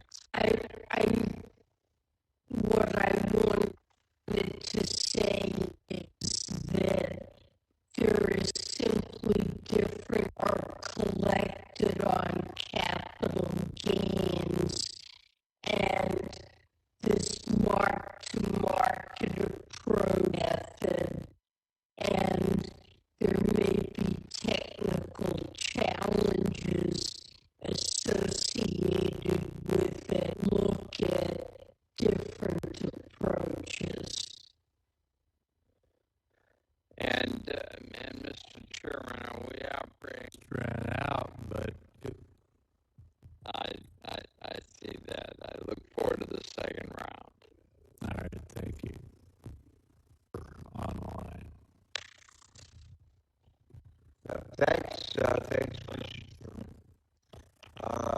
Dr. Young, we're delighted that you're able to join us. Delighted you've been nominated. And again, when I was new in the Senate, one of the people I didn't really know very well was Ted Kennedy. And I suggested him when we were having actually turned out to have lunch. And we were having lunch, and I said, why is it that sponsor on their big bills? Why is that? And I'll never forget what he said, Dr. Yellen. He said, I'm always willing to compromise on policy, never willing to compromise on principle. Always willing to compromise on policy, never willing to compromise on principle. Our president-elect knows, having served in the Senate for the better part of 4 decades, he knows the need to be able to find consensus and build consensus. And but Ted Kennedy, again, his words: never compromise on principle, always be willing to compromise on policy. Talk about the principles that we shouldn't, the administration and us, should not be willing to compromise on with respect to a COVID relief package. Second, the next phase. Well, I think that the administration should be insistent that we have the resources to address the public health challenges, that to mount a vigorous national campaign to make sure that vaccinations are as rapid as possible. Not only is this a way to prevent needless suffering and loss of life, but it's also the best and most effective way to get our economy back on track and to get to reemploy all the workers who've been suffering in businesses that are really struggling to survive. So that is something. I could not agree more. I could not agree more. I think you nailed it. I like to say the main thing is to keep the main thing the main thing. And the main thing to an economic recovery is to reel in this pandemic. The best way to do that is we're getting new vaccines almost by the month now. Vaccinate the heck out of our country in ways that people will find welcome.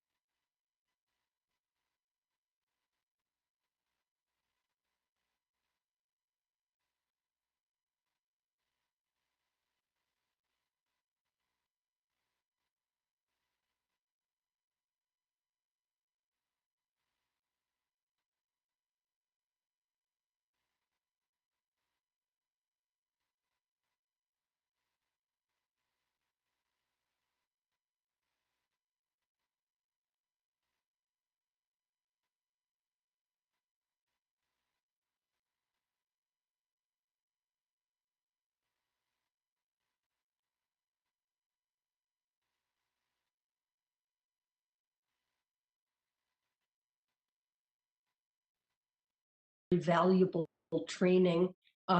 In some cases, helping people to go on to college, but in many cases, providing training, as you indicated, to workers who've lost their jobs, who need new skills, and new credential to be able to move into jobs that are available in expanding sectors. And I think investing in that system, making sure it's available to anybody who needs it and can benefit from it is really important.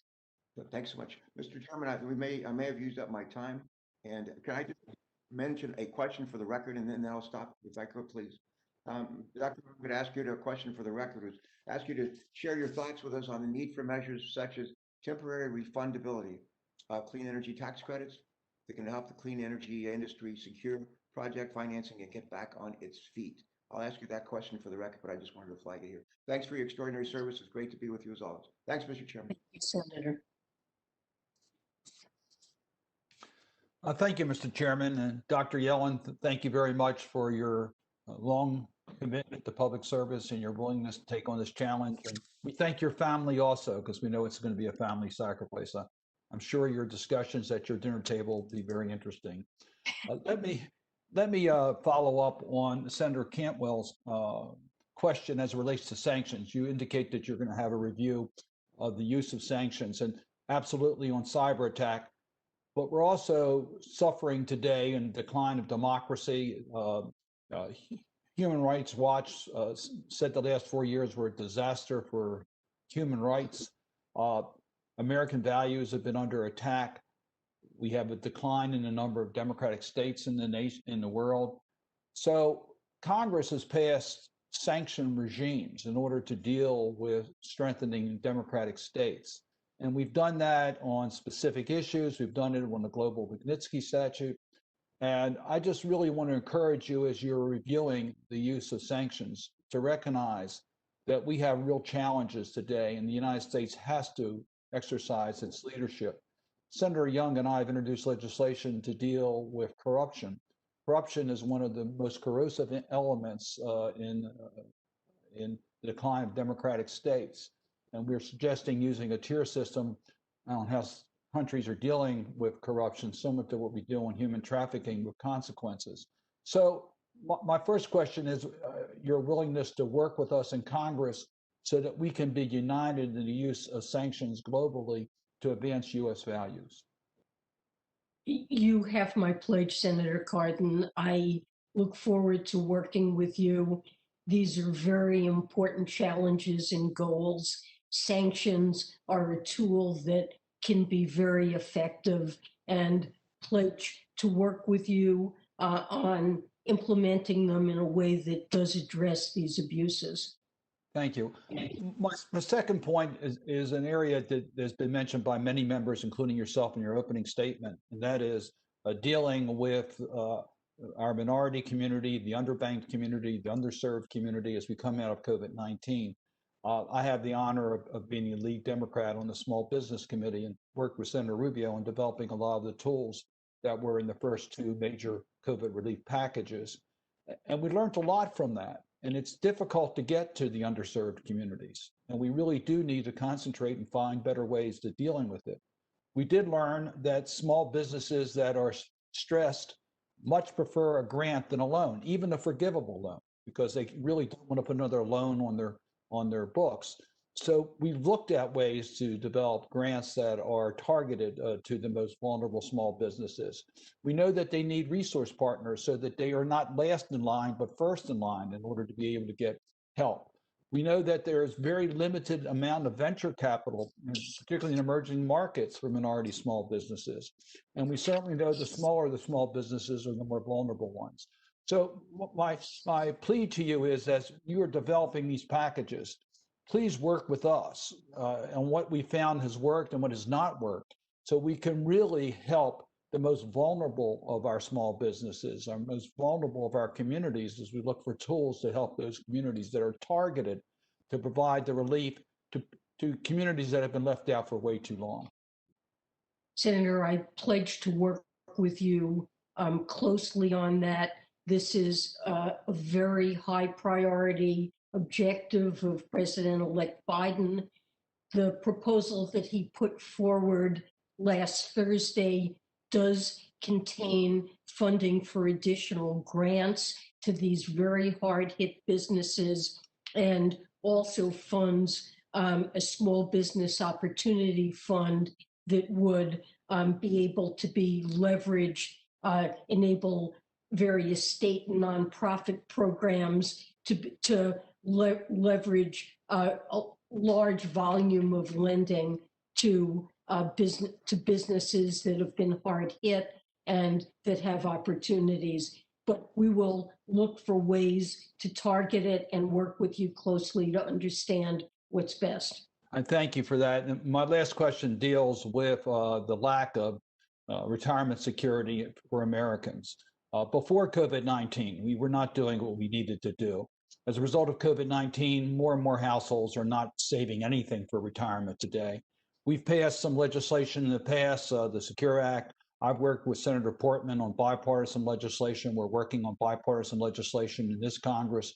I would just urge you to be an active partner with us in how we can increase retirement security options for workers in this country.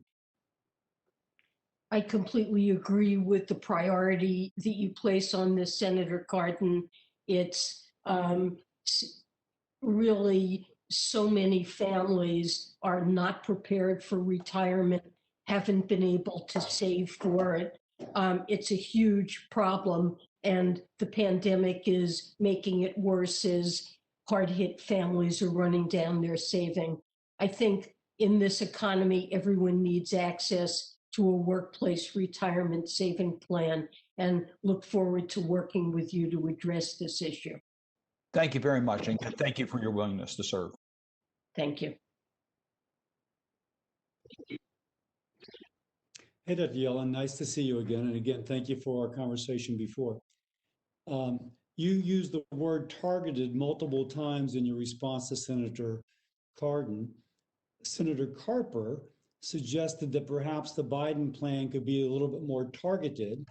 The extra $1,400 to families, some of whom are working, they've seen no decrease in their income, many of whom actually, and efforts are analysis from the first check that went $1,200 showed that for many it turned out to be discretionary income, or they put it in savings, and there's some reports that there was more money invested in the stock market. So since you mentioned targeted, would you view this additional $1,400 stimulus check as a targeted relief?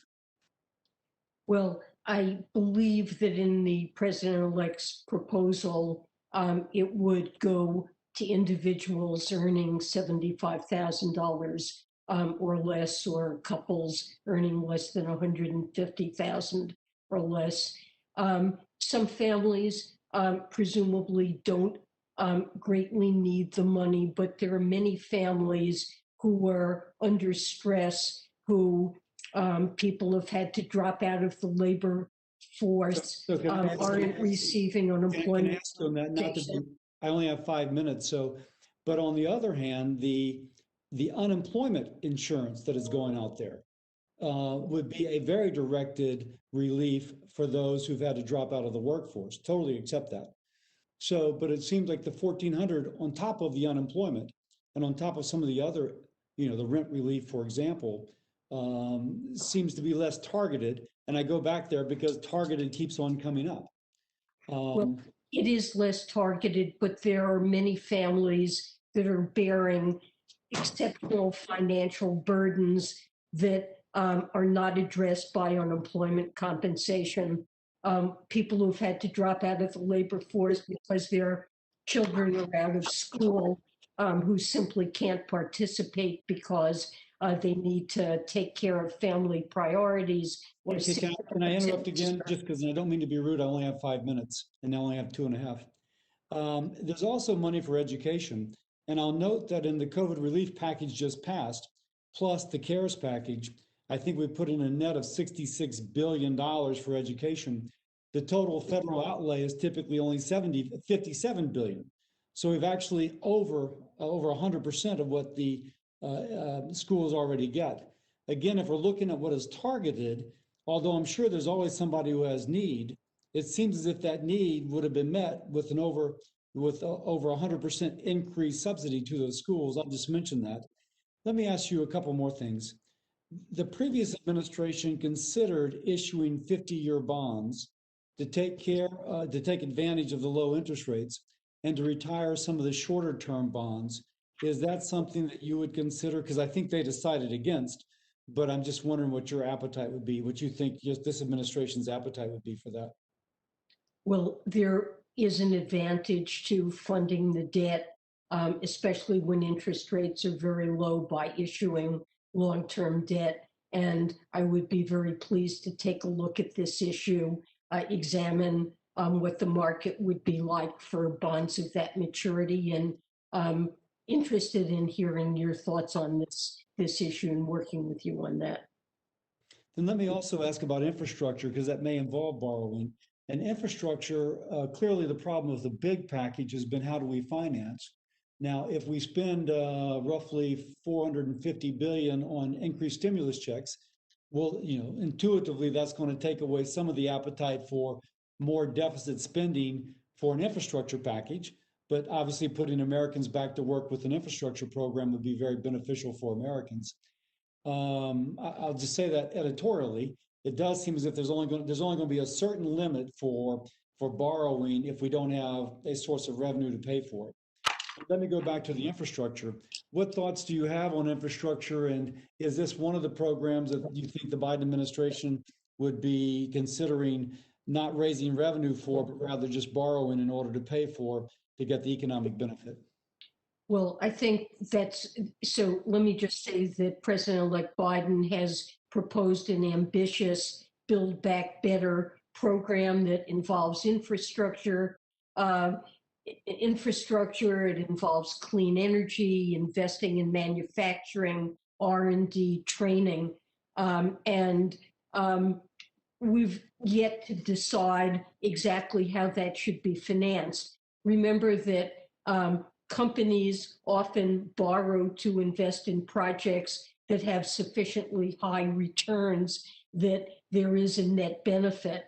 And there are at least some investment programs for the public sector that have been shown to have extremely high returns, where I think one could argue for borrowing to finance them. But that's something we will have to look at carefully, the financing of those programs. Thank you very much. I yield back. Thank you.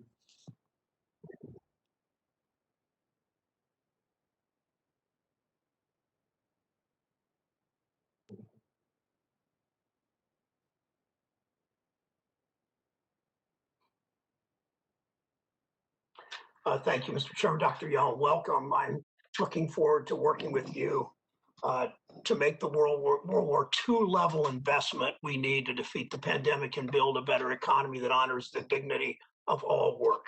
Last week, on the way out the door, the current Treasury Secretary rushed through an agreement with the Federal Housing Finance Agency that locks in big changes to the GSEs, leaving you to deal with consequences. In the Banking and Housing Committee, I've laid out a path for reforming our housing finance system. I look forward to working with you on these principles and on implementing the $25 billion emergency rental assistance program we passed last month. We also need to make sure that IRS is enforcing our tax code in a fair way. I want to work with you to make sure IRS's auditing and enforcement activities don't have disparate impacts for Black and Brown communities, as soon-to-be Chair Wyden has brought up also. Another critical issue is fixing the multi-employer pension crisis. There are over 1 million Americans relying on us to save the pension that they've already earned. I'm glad Senator Stabenow raised that earlier. I look forward to working with her and with you to address this problem, which gets worse by the month. Many of us also were excited that the president-elect included an expansion of the earned income child tax credit, and the child tax credit in the rescue plan, especially the refundability of it. That's going to make a huge difference in the lives of so many families. I thank my colleague, Senator Bennett, for his partnership on this. For the first time ever, And we've talked about this. We can give families the option to put their CTC checks, to get their CTC checks monthly. That's what my Working Family Tax Relief Act calls for. If we combine that with a plan to give every American access to a no-fee checking account at a community bank, a credit union, or the post office, we can give millions of families the security of a steady financial boost and give them more power over their lives. They won't have to worry about a predatory financial institution charging them exorbitant fees just to use their own money. So I have two quick yes or no questions. If we make monthly distribution an option for families, will you ensure that IRS makes every effort to implement it as fast as possible? Yes, I will. I'll need to consult with IRS, but I'll try to get it implemented as rapidly as possible. And Madam Chair, if the IRS needs additional funding to make this happen, will you make sure the President-elect's budget proposal includes the funding IRS will need? Yes. Okay, thank you. Turning now to the impact, following up on Senator Menendez on state and local governments, how that affects millions of workers. My state faces a $2.4 billion budget gap. My state, all states need help to prevent layoffs of teachers and firefighters and sanitation workers and children's service workers. I'm glad President-elect Biden understands that, is calling for that $350 billion in new aid. Just if you would expand a bit briefly, what are the costs if our country fails to make this investment in local and state governments?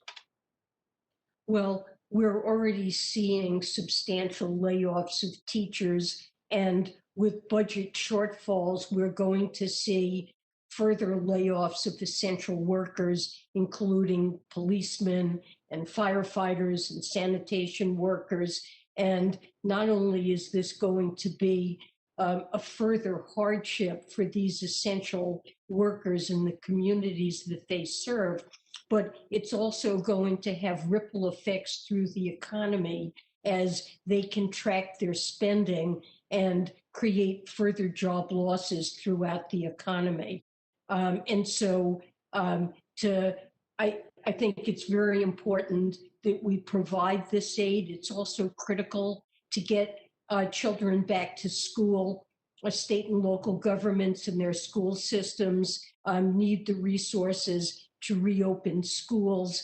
It's President-elect Biden's plan to try to have that happen within the next 100 days, but the schools need more resources that state and local governments would be hard-pressed to provide. Thank you, Madam Chair. A number of my colleagues have talked today about competitiveness. It's clear from your comments you understand that investing, that corporations paying their fair share in reforming our tax code so it puts workers first, American jobs first, actually helps American competitiveness. Investing in workers through the dignity of work helps us be more competitive.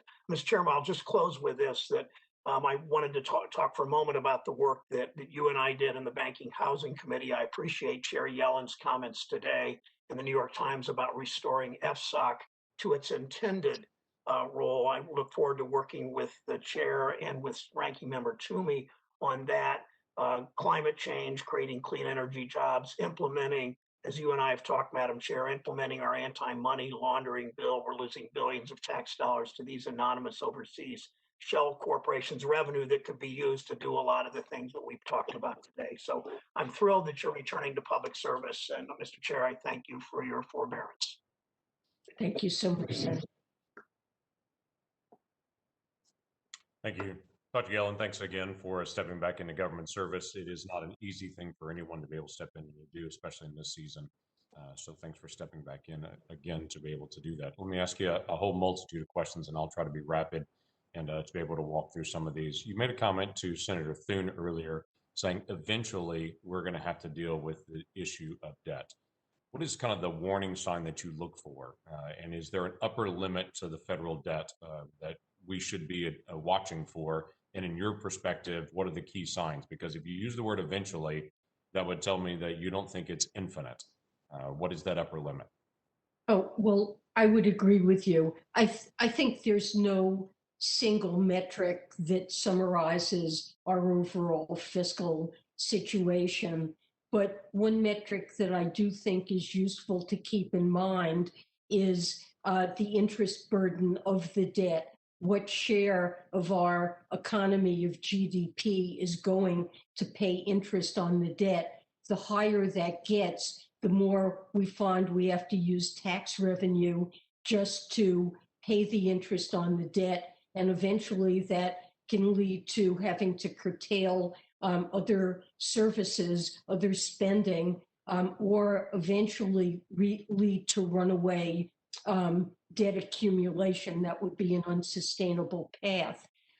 In a very low interest rate environment like we're in, what we're seeing is that even though the amount of debt relative to the economy has gone up, the interest burden hasn't. So I would keep the interest burden in mind as a metric. Right now it's low, but longer term, we have to make sure that deficits that we run in the federal budget are consistent with stability in that kind of ratio. I would submit that we have to find an earlier warning sign, because once interest rates start ticking up, in some ways it's too late because you have so much debt that's there and the interest rates begin to tick up. If you find that moment where it's unsustainable, it rapidly gets worse. You made a comment in an interview in 2018 that I want to be able to follow up with you on it. In this particular interview, you said the United States debt path was unsustainable, and that if I had a magic wand, I would raise taxes and cut retirement spending. Do you remember what you meant by that? It was a comment that you made in 2018, and I'm not playing quiz show with you to try to go back and to be able to review that, but I want to know just your perspective in 2018. If you had a magic wand, because of unsustainable debt path, I would raise taxes and cut retirement spending. Well, we've long known that as our population ages and if medical expenses, healthcare costs continue to rise over time at rates faster than the general level of other prices, that there would be increasing shortfalls in both Social Security and Medicare, and that eventually we would need to find ways to address it. And it doesn't have to be these very important programs. I think it's important to remember that once upon a time, poverty in the United States, if you looked at who the poor population was, it was the elderly. And these programs have played an essential role in giving Americans a safe and secure and dignified retirement. So we need to preserve these programs and certainly preserve the benefits, especially for lower income Americans who depend on them. So you're not discouraging retirement discouraging retirement savings or tax incentives for individuals that choose to retirement. I mean, I think we should also have incentives and ways to help people save for retirement above and beyond that. But I would want to see these benefits preserved. One thing that we could do to diminish imbalances is to find ways to deliver health care more cheaply and more efficiently. And there are a lot of ideas for doing that. And I would look first to those kinds of things to achieve sustainability. Okay, so really what you meant by that wasn't cut retirement spending, it was cut the amount that retirees spend on healthcare. Is that what you're saying? Well, that would be an important way to find ways to deliver these healthcare services more efficiently. Thank you. I will have several questions for the follow-up on the record about the role of OCC. Obviously, that's a different role. It's there. You mentioned before about raising taxes, not right now. It'd be hard to be able to do that right now. I want to get a feel from you on what those initial metrics are you're looking for before we can raise taxes to be able to deal with that, and also sanctions issues with Iran and how that specifically plays into the coming decisions you'll have to make. So I'll submit those for the record. I appreciate your testimony. Thank you.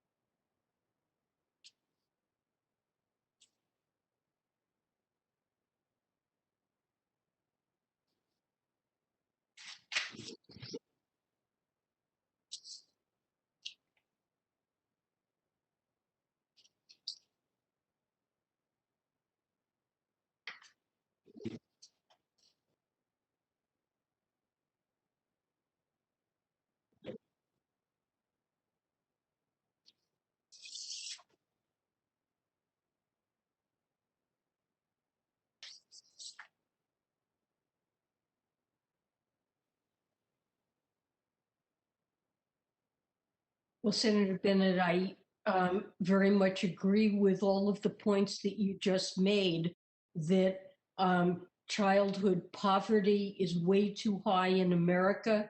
And one of the best ways that we can reduce that is providing refundable child tax credit at a level that really makes a dent in that. And I think that this proposal is really important because, as you said, it will substantially reduce childhood poverty, give families the ability to invest in their children, and to give them the kinds of tools that they need to succeed in this economy.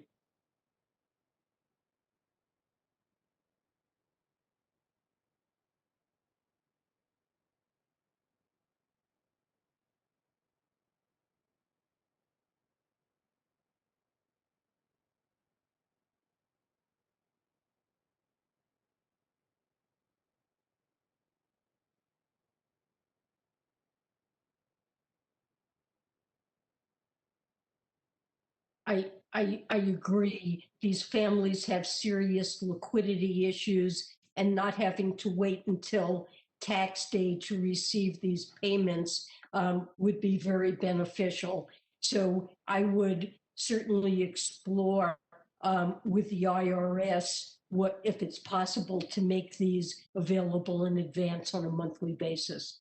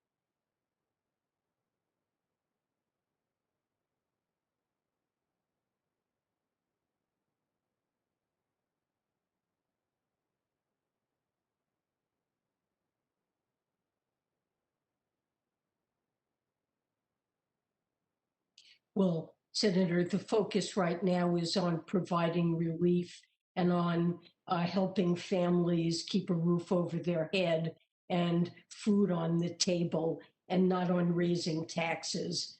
But longer term, I think it's important to, the Biden program of Build Back Better, investing in people, investing in infrastructure, investing in research and development, in manufacturing, and things that will create good jobs and make our economy more productive. We need to think about taxes in the context of a package that aims to do those things.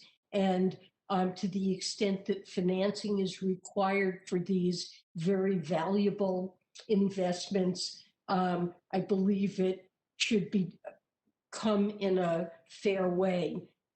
Taxes collections relative to the economy have declined over time, and although the corporate tax cuts, I think, did improve the competitiveness of American businesses, and President-elect Biden is not proposing to raise the corporate tax to the level before that act. It's very important that corporations and wealthy individuals pay their fair share. And the proposals that he will make will be in the context of an overall package that's very beneficial to the economy. And I think working in the context of the OECD negotiations on global taxation, we have much greater leverage to keep our firms, American firms, competitive if we avoid a race to the bottom in corporate taxation globally. And that is one of the critical lanes of these negotiations.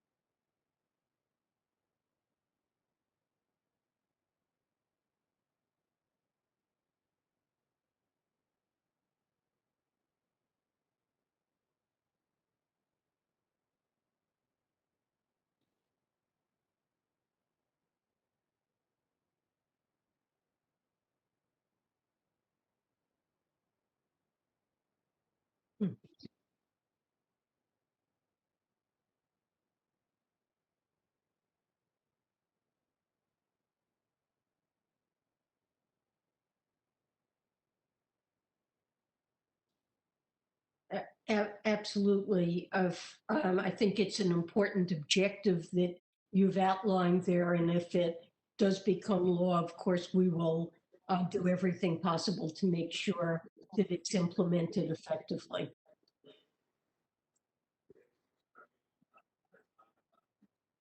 Thank you.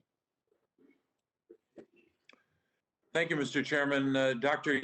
Yellen, thanks for your to serve the American people again and for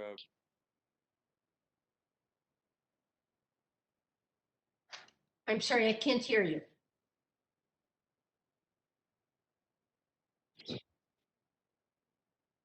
I can hear you. Okay. Okay. Oh, Doctor, thanks so much. I hope you can hear me. Now I can hear you.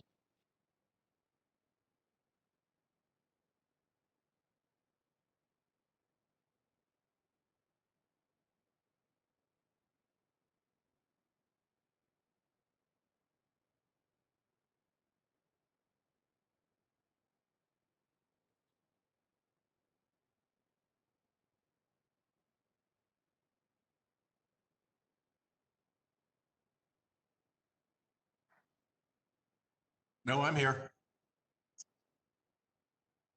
Okay, great. Bob, sorry to bump you. I hope your technology improves. Dr. Yellen, welcome back. Good to be with you. The American political system right now is rotten with dark money. Anonymous donors are all over our political system with huge contributions in what has been aptly described as a tsunami of slime flowing through our country. ProPublica has chronicled the inconsistent statements made by some of these groups between what they report to the IRS and what they report to election officials. Both statements are under oath, so when they're inconsistent, that raises a red flag. I just wanted to flag for you that when you are confirmed, I intend to ask you to direct a review of the IRS 501c policies. Because it's my belief that for a long time, the policies of the IRS have been very misaligned with the statutory direction that Congress gave the IRS over these agencies. And that to a degree, the IRS was bullied into taking these non-statutory positions because there was so much blowback from the dark money forces and from their mouthpieces when they tried to intervene. I think the 501c problem and the extent to which anonymous money is now interfering in our politics is deadly serious. And I hope when I ask you, you'll take an honest look at this and not appoint someone to do it who'll give it a whitewash, and instead take a really good hard look at what went wrong. Senator, I would be very glad to work with you on that. You're pointing to very disturbing situation, and I'll need to get up to speed on where things are with that, but I would be glad to initiate a serious review of this matter. Good. Another serious matter is Freddie Mac warning of a coastal property values crash around the country because of climate change driven sea level rise. 40 sovereign banks warning of systemic global risk to the economic system from climate change.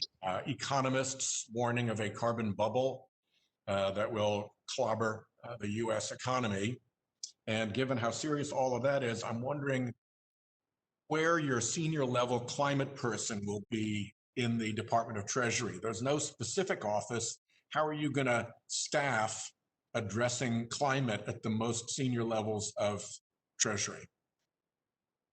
Well, I will look to appoint someone at a very senior level to lead our efforts and to create a hub within Treasury in which we particularly focus on financial system related risks and tax policy incentives toward climate change. I think we need to seriously look at assessing the risks to the financial system from climate change. The Federal Reserve has recently said that they would be joining the network of supervisors for greening of the financial system. There are developing methodologies to do that, and we'll focus on that. In a word or two, how seriously do you think we should take Freddie Mac's warnings of coastal property value crash, the sovereign bank warnings of systemic risk, and so many economists' warnings of a carbon bubble crash? I think we should take these risks very, very seriously. I think climate change is an existential threat, and both the impact of climate change itself and policies to address it could have major impacts, creating stranded assets, generating large changes in asset prices, credit risks, and so forth that could affect the financial system. So these are very real risks. And systemic risk is a mild phrase, but it conveys a very powerful message, doesn't it? Yes, it does. I agree with you. Last question. I believe that foreign corruption and kleptocracy is inimical to our national security interests.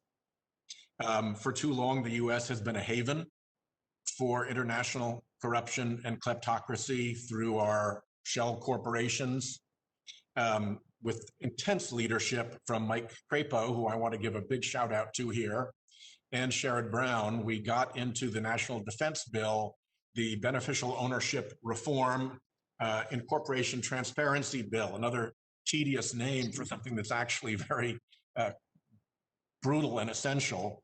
And I'm interested in who you think will lead the effort of cleaning up that mess using this new statute within Treasury, and how high up within Treasury will you place responsibility for cleaning up the dark money shell corporation problem that America has fomented?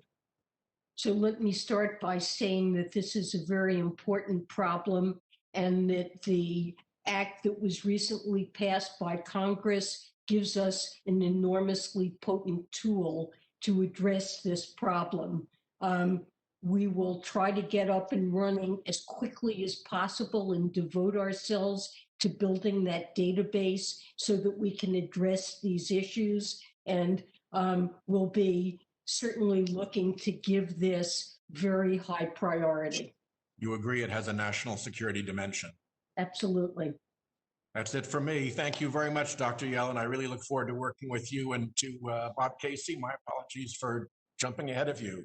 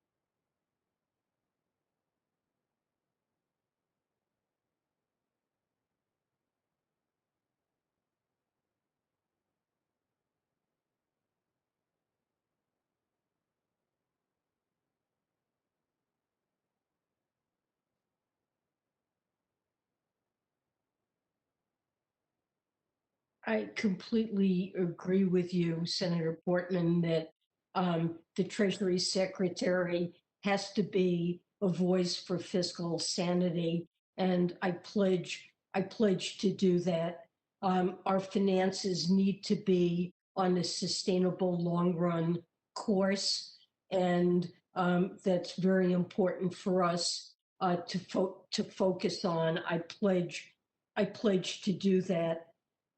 Right now, short term, I feel that we can afford what it takes to get the economy back on its feet, to get us through the pandemic, and to relieve the burdens that it's placing on households and small businesses. And research from other countries suggests that often spending money to address a weak economy ends up creating a lower debt burden in the long run than failing to provide that support. So that will be my focus in the short run, is getting the economy back on its feet. But longer run, there are challenges in achieving fiscal sustainability. We have to make sure ultimately the deficits that we run, if we do that, are consistent with fiscal sustainability. The world has changed. I believe the future is likely to bring low interest rates for a long time, but of course it is a risk that interest rates can rise, and we need to consider that risk as well in crafting a sustainable and responsible policy.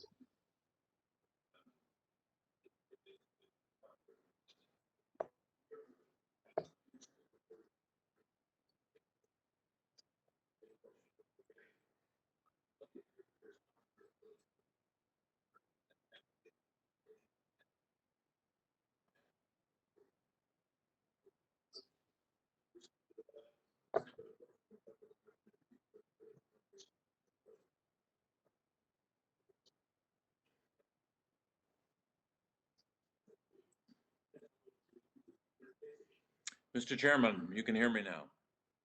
Okay. Thanks. Dr. Yellen, thank you for your willingness to serve the American people again. We're grateful for that.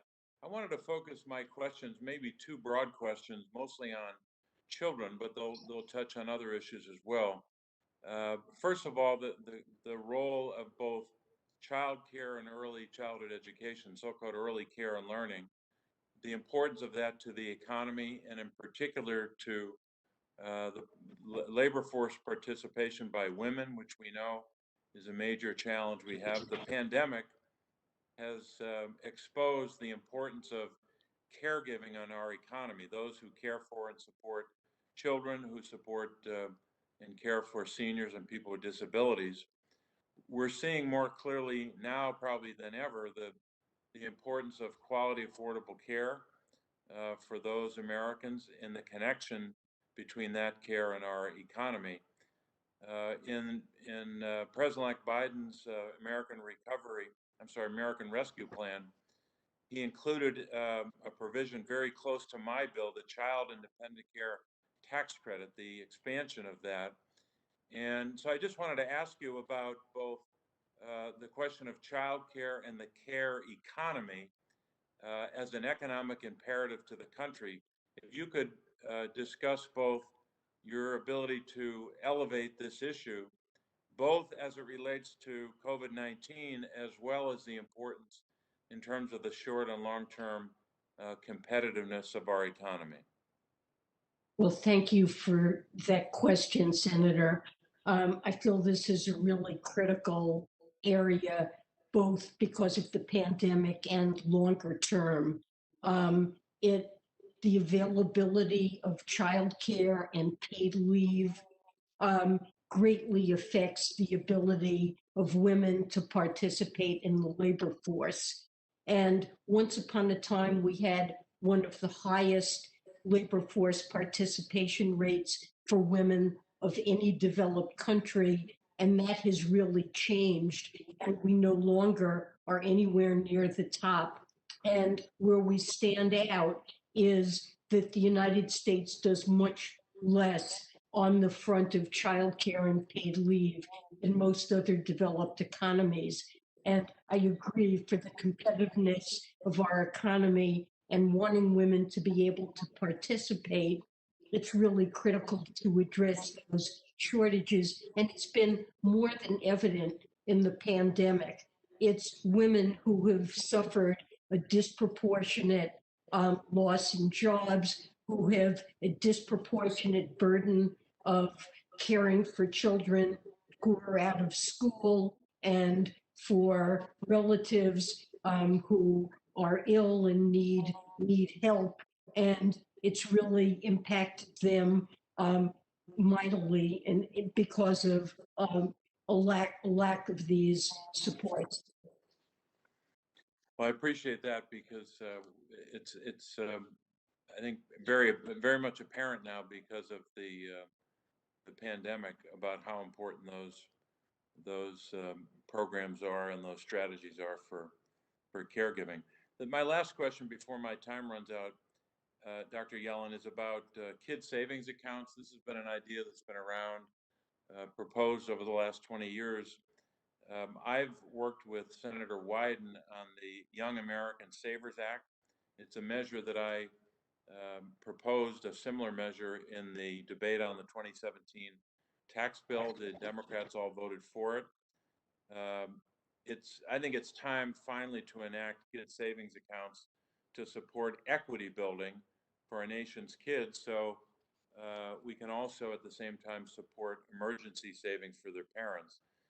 Could you discuss briefly, and I know we only have less than a minute left, the role of asset building in securing the middle class? Well, just very briefly, Senator, I certainly agree that assets are utterly essential for people in dealing with an emergency. It's shocking that such a large fraction of Americans wouldn't have $400 to deal with an emergency. And it's necessary for home ownership, for business formation, for saving, and we have huge wealth disparities, even greater than income disparities, and the racial wealth gap has also worsened over time. So looking for strategies to address that gap and promote asset building, I think should be very much the forefront of policy. Well, Dr. Yellen, thanks so much. Good luck in your confirmation. I'll have some other questions for the record. Thank you, Mr. Chairman. Thank you, Senator. Well, thank you, Mr. Chair and Ranking Member Wyden, for holding this important hearing and doing it today. Thank you, Dr. Yellen, for appearing before the committee and for your willingness to serve our country during this difficult time. Having someone with your expertise at the Treasury is going to be pivotal to helping struggling families and businesses as we work to contain the virus, protect and create jobs, and rebuild the economy. I have three questions that I think we can cover in our time. As we discussed when we met earlier this month, Dr. Yellen, I am working on a bipartisan effort with Senator Young to expand the research and development tax credit for small businesses. New businesses and innovative startups are a major source of job creation, which is going to be key to rebuilding our economy after we contain the virus. Dr. Yellen, could you speak to the importance of R&D investments to creating jobs and to the economic recovery? And at the Treasury, will you work with us to explore ways to support R&D through the tax code? Thank you, Senator. Certainly, I look forward to working with you. This is a very important matter. R&D is essential to innovation and to the growth of our economy. It's made a huge contribution. And I think you're absolutely right that new businesses and innovative businesses have driven job creation. So finding ways to support R&D investments and including by smaller new businesses is something I'd look forward to working with you on. Well, thank you, Dr. Yellen. As we continue to assist struggling businesses to keep their employees on payroll, we also need to strengthen support for the risk takers and innovators who create new jobs and help us grow the economy. Toward that end, the recent economic relief package contained a bipartisan bill that I introduced with Senator Burr to allow small businesses to both participate in the Paycheck Protection Program and to claim the Employee Retention Tax Credit. Unfortunately, according to the National Federation of Independent Businesses, one of the supporters of our bill, many small businesses remain unaware that they can receive upfront payments of the Employee Retention Credit to help keep workers on payroll and cover employee health care costs. Dr. Yellen, how can Treasury increase awareness of the Employee Retention Credit so that small businesses can quickly and effectively receive the full range of economic relief available? Well, Senator, I first let me say that I think allowing these businesses to utilize both PPP and the Employee Retention Credit was a very worthwhile innovation and should really help a lot of businesses. So we want to make sure that they know about it. I will discuss this, I promise, with the IRS to see if there's something that they can do, but perhaps we can also work with nonprofits and with groups like the Federation for Small Businesses to see if we can find ways to publicize it so that they're aware that this is a benefit that's available. Well, thank you. I think this is an important factor in helping us accelerate the recovery and protecting jobs. So thank you for your willingness to work with us on that. I wanted to switch topics a little bit to the issue of terrorist financing. In previous finance hearings with outgoing Secretary Mnuchin, I've raised the importance of Treasury programs that combat the financing of terrorist and criminal organizations. The bipartisan National Defense Authorization Act passed earlier this month, and it included a provision led by Senator Warner that established an advisory group with Treasury to counter new ways that terrorists use emerging financial technology. One area of growing concern, for example, is the potential for terrorists and criminals to use cryptocurrency to finance their activities. So, Dr. Yellen, can you outline some of these emerging technological concerns and how Treasury should combat new forms of terrorist and criminal financing?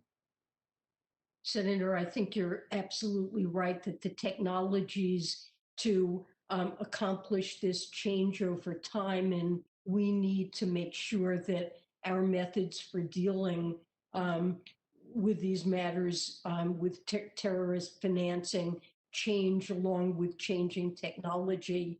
Cryptocurrencies are a particular concern. I think many are used, at least in a transactions sense, mainly for illicit financing. And I think we really need to examine ways in which we can curtail their use and make sure that anti-money laundering doesn't occur through those channels. Thank you, Doctor. Thank you, Mr. Chair. My time is up. I look forward to working with you, Dr. Yellen. Look forward to working with you as well.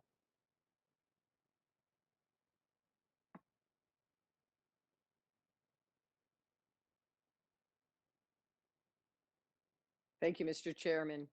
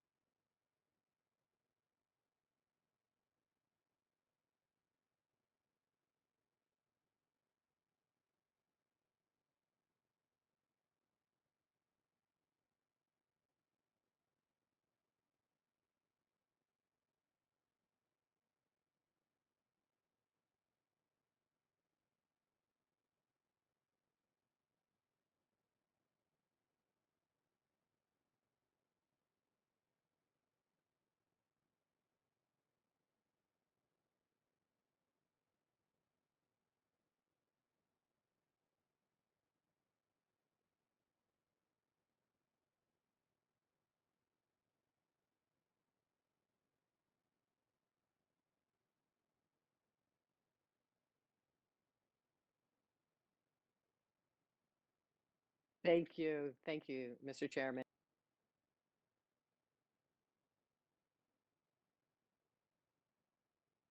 Thank you, Mr. Chairman.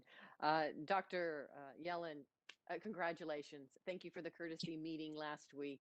I'm going to try to keep it brief. It's been a long morning and afternoon for you, and thank you so much for your patience, and I enjoyed listening to all of your responses to my colleagues. Two issues: hospitality, and we talked about that, and the other is housing. So let me just talk a little bit about. As you well know, in Nevada, we've been so hard hit. Before the pandemic, the travel and tourism industry was one of the largest sectors of the economy. In 2019, travel generated $1.1 trillion in spending and supported 15.8 million American jobs. But the COVID-19 pandemic has devastated the travel industry more than any other sector of the economy. And according to Oxford Economics, the U.S. lost 510 billion in travel spending and 4.5 million travel jobs in 2020.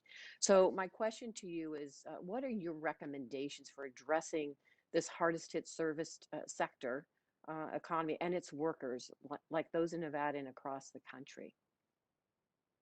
Well, Senator Cortez Masto, I'm really aware of just how badly the Nevada economy has been impacted by the pandemic because of the focus on travel, tourism, leisure activities. This is as you said, the hardest hit sector with the most pain and job loss. And getting this pandemic addressed and over with so people can go back about their lives and travel and enjoy leisure activities, that is top of agenda. And in the meantime, making sure that we support the workers and the businesses that have been so badly affected, giving them the aid they need to get through this, come out the other side, and to help state and local governments in a variety of ways, reopen schools, make sure that you don't have to fire emergency workers because of the budget pressures that your state faces and others.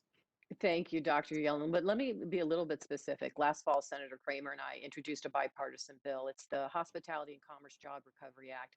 And what it does is it provides refundable tax credits for businesses and individuals to boost demand for travel once it's safe to travel again. I'm curious, what are your thoughts are? Can tax credits be effective tools to incentivize spending and help certain sectors like the service sector and travel sector recover and the economy turn around?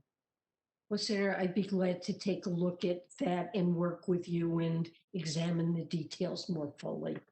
I appreciate that. Thank you. As you said in your introduction, you know that the sector, particularly the service sector, has been so disproportionately impacted. We need to continue to provide relief and investments in this sector. So I'm hopeful that you and the Biden administration will work with us moving forward.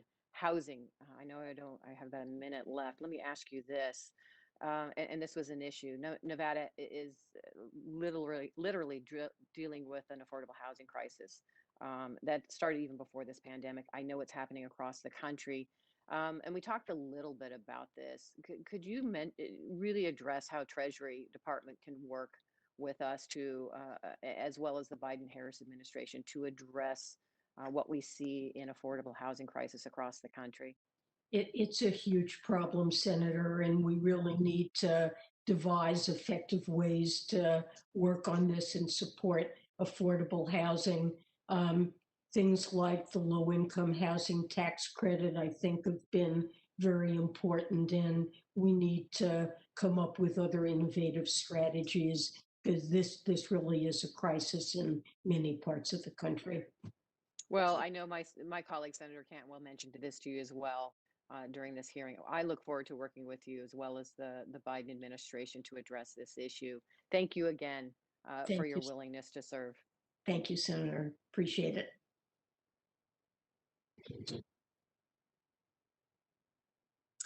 Dr. Yellen, it's good to see you again. I enjoyed our visit the other day. Congratulations once again on your nomination. I would like to ask you, for starters, about some questions about our hardest hit businesses. It has been widely reported that we are in the midst of a K-shaped recovery where Wall Street doing pretty well, so many of our small businesses doing well. In fact, record profits we've seen from a number of them. Meanwhile, a number of our Main Street firms are if not hollowed out, certainly just pockmarked with businesses that are shuttered on account of this pandemic and associated public health measures. In your July 17 testimony before a House subcommittee, you indicated, Doctor, that there would be scars left on the economy. And by that, I infer you probably meant an erosion of skills within our workforce, a loss of innovation that tends to occur among these small firms, to say nothing of the future opportunities for growth. In the state of Indiana, it's estimated that 1 in 4 small businesses face closure, including, generations deep family businesses that have really become pillars within given communities. So there's a social and cultural dimension to this as well. That's all if economic conditions do not improve. Blessedly, we've invented these vaccines, and the economy will be opening up, and we have a relief package that we came together and passed to the American people before year's end. In light of that relief that we have offered, it seems to be making a difference. There seem to be some sunnier days ahead. What do you expect the need to be for additional small business assistance, and why do you expect that need to exist to a particular level? Well, unfortunately, I fear we have some very difficult months ahead before the vaccine has been widely enough disseminated to really open up the economy and let people get back to their regular lives, going out to eat at restaurants and engage in entertainment and things that involve face-to-face contact. So I think the PPP funding included in the last bill is tremendously important. We are going to do everything we can to work with the Small Business Administration to get that support out as quickly and as effectively as we can. These small businesses are the lifeblood of their communities and provide a disproportionate share of jobs in America. And so supporting them, I think of scarring as not only affecting workers, but when businesses fail that have been the backbones of their communities, that's permanent job loss for workers and a tragedy for the communities. So this is certainly something we want to do. And if more funding is needed, we would come back and ask for that. We've asked for some money for grants for the smallest businesses and some funding to support state and local and nonprofit in getting assistance out. Well, and I have to say that seems prudent to me, Doctor. It's my sense, informed by conversations with people on the ground as well as economists, that there will be additional assistance needed for some of our hardest hit businesses. But we're going to have to continue to monitor that. I think that's the right approach. I also sense it's prudent, again, after consultation with others, to hold off of certain campaign promises that might have been made. And I want to get your perspective on that. In particular, tax increases in the middle of a global pandemic, which has triggered this massive economic downturn. So the focus now is not on tax increases, it's on programs to help us through the pandemic. But we also, the president-elect also wants to pursue his Building Back Better agenda to strengthen the economy, make sure that we create good jobs at good wages for workers and invest in infrastructure and our people. And in that context, there may be a need for additional financing. We shouldn't think about tax increases in the abstract. I think anything that is proposed should be focused on corporations and on high-income individuals, and in the context of a larger program. Yes, Doctor. So I won't focus on the abstract. Let me get very particular. Are there any elements of the revenue-raising portions of the Build Back Better plan that you believe should be reconsidered? I'm not sure what you have in mind. There have been a few things that have been specified, but probably not a complete program. President-elect Biden has proposed increasing the corporate tax and making American companies that offshore jobs, reducing those incentives. And in doing that, I think worrying about the competitiveness of American business, would propose to do this in the context of global agreements on corporate minimum taxes.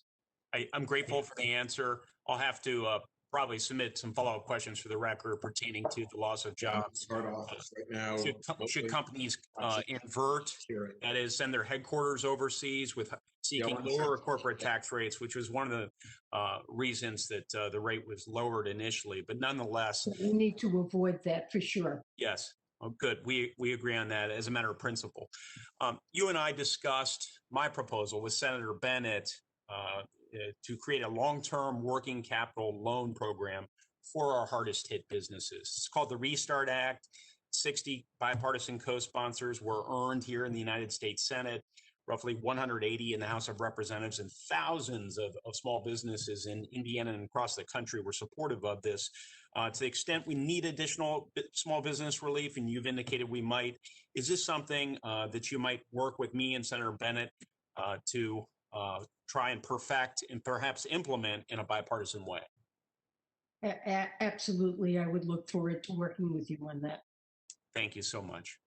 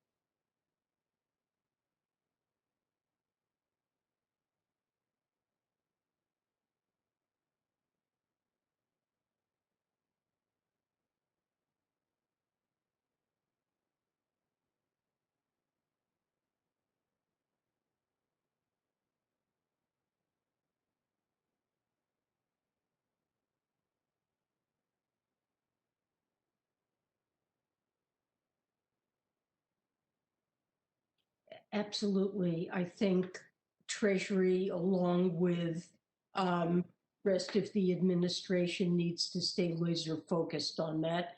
We have many tools that are implemented through Treasury to address national security concerns.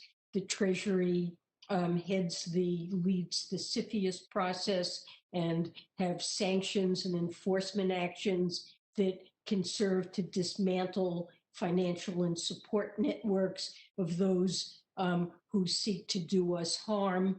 And certainly leadership of Treasury is important, and it's a priority.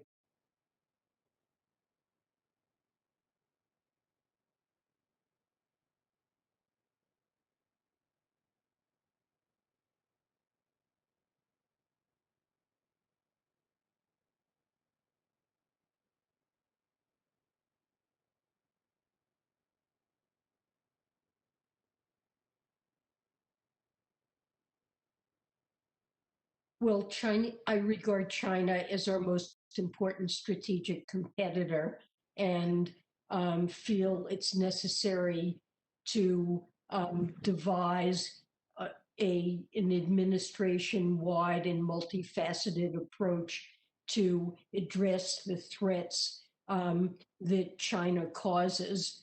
And certainly we need to target illicit activities that are linked to theft of intellectual property and trade secrets, illegal efforts to acquire critical technologies and sensitive U.S. data, and fentanyl traffic, among other things.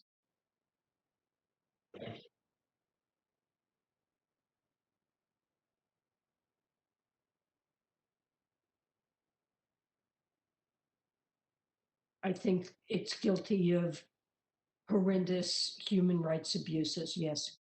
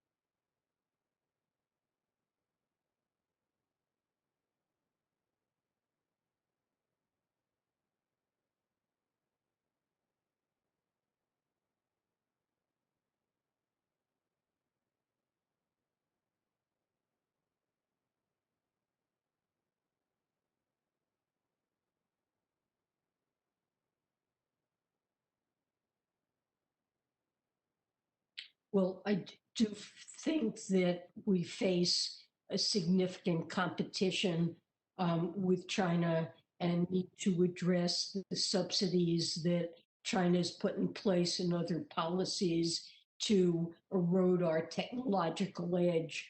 I think first and foremost, we have to make sure that we as an economy make the investments that enable us to compete with China, investments in manufacturing and infrastructure and training and research and development that are ultimately our sources of economic strength. But we need to aggressively counter unfair practices that China uses, whether it's to enforce technology transfer or to invest in ways in the United States that that are dangerous to our national security.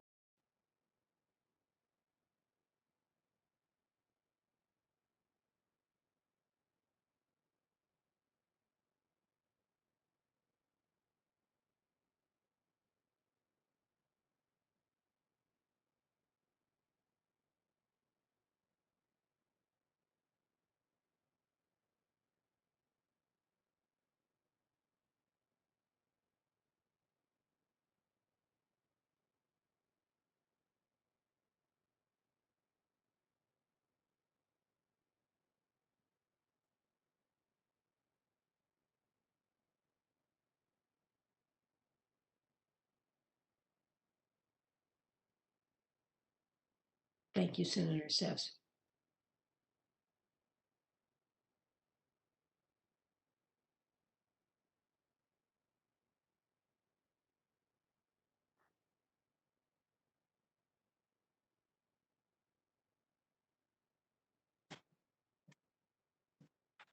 Thank you very much, Mr. Chairman. Dr. Yellen, I want to talk just a little bit about housing reform, housing finance reform, I should say, which I think is in some ways the great unfinished business of the financial crisis. As you know, the GSEs, Fannie Mae and Freddie Mac, are still in conservatorship, still perceived as too big to fail. Now they hold almost no capital. But Secretary Mnuchin and Director Calabria of the FHFA did take some significant steps that seemed to me steps in the right direction. While I would have preferred going further, at least there is an end to the automatic profit sweep. There is the opportunity to build up capital through retained earnings. There is a capital target now for the GSEs, and there are rules that are meant to limit the acquisition of the riskiest loans by the GSEs. Have you had a chance to look at these reforms, and have you determined that you would support leaving them in place? Senator Toomey, it's a very important matter. Nothing is more important to the future of housing in the United States than what we do with Fannie and Freddie. And I need to look carefully at what's been put in place. And ultimately, we need to find a solution that has bipartisan support and to work with Congress to craft an approach. Okay, will you commit to developing and releasing reform principles for both on the regulatory side as well as on the legislative side? We will certainly give priority to studying this issue and coming up with ideas about what should be done. Okay, and just quickly to follow up on the conversation we had the other day about the FSOC designations, one of my concerns has always been that SIFI designations create the expectations of a taxpayer bailout should a problem occur. In a way, it designates the firms that are so designated as too big to fail. Interestingly, certain categories of financial institutions have not been designated, and it occurs to me that certain business models are inherently less of a risk to our financial system. For instance, asset managers that simply hold assets on behalf of investors, as opposed to banks that intermediate credit and transform maturity. So asset managers have not been designated as SIFIs thus far. Do you agree with the decision that's been made not to designate asset managers as SIFIs thus far? Well, when I served on FSOC as Fed chair, it was proposed to look at activities that asset managers engage in that might pose systemic risks. And a paper was issued that mentioned problems of possibly looking at high leverage in hedge funds. A working group was formed that was to look at, I think it's since been disbanded, the matter of whether or not some hedge funds have dangerous levels of leverage, open-end mutual funds that promise daily redemption and liquidity, that invest in assets that are relatively illiquid, can pose problems. And I think we saw some of those problems in March. I think this is an activities-based approach that FSOC was pursuing, and I thought that was the right approach. So I would hope to look again at some of those approaches. Yeah, and I would just point out the decision was made not to designate them, and I think that was the right decision. And I would point out that the money market funds have been remarkably stable and successful. But I appreciate that and look forward to working with you on these and other issues. Thank you, Mr. Chairman.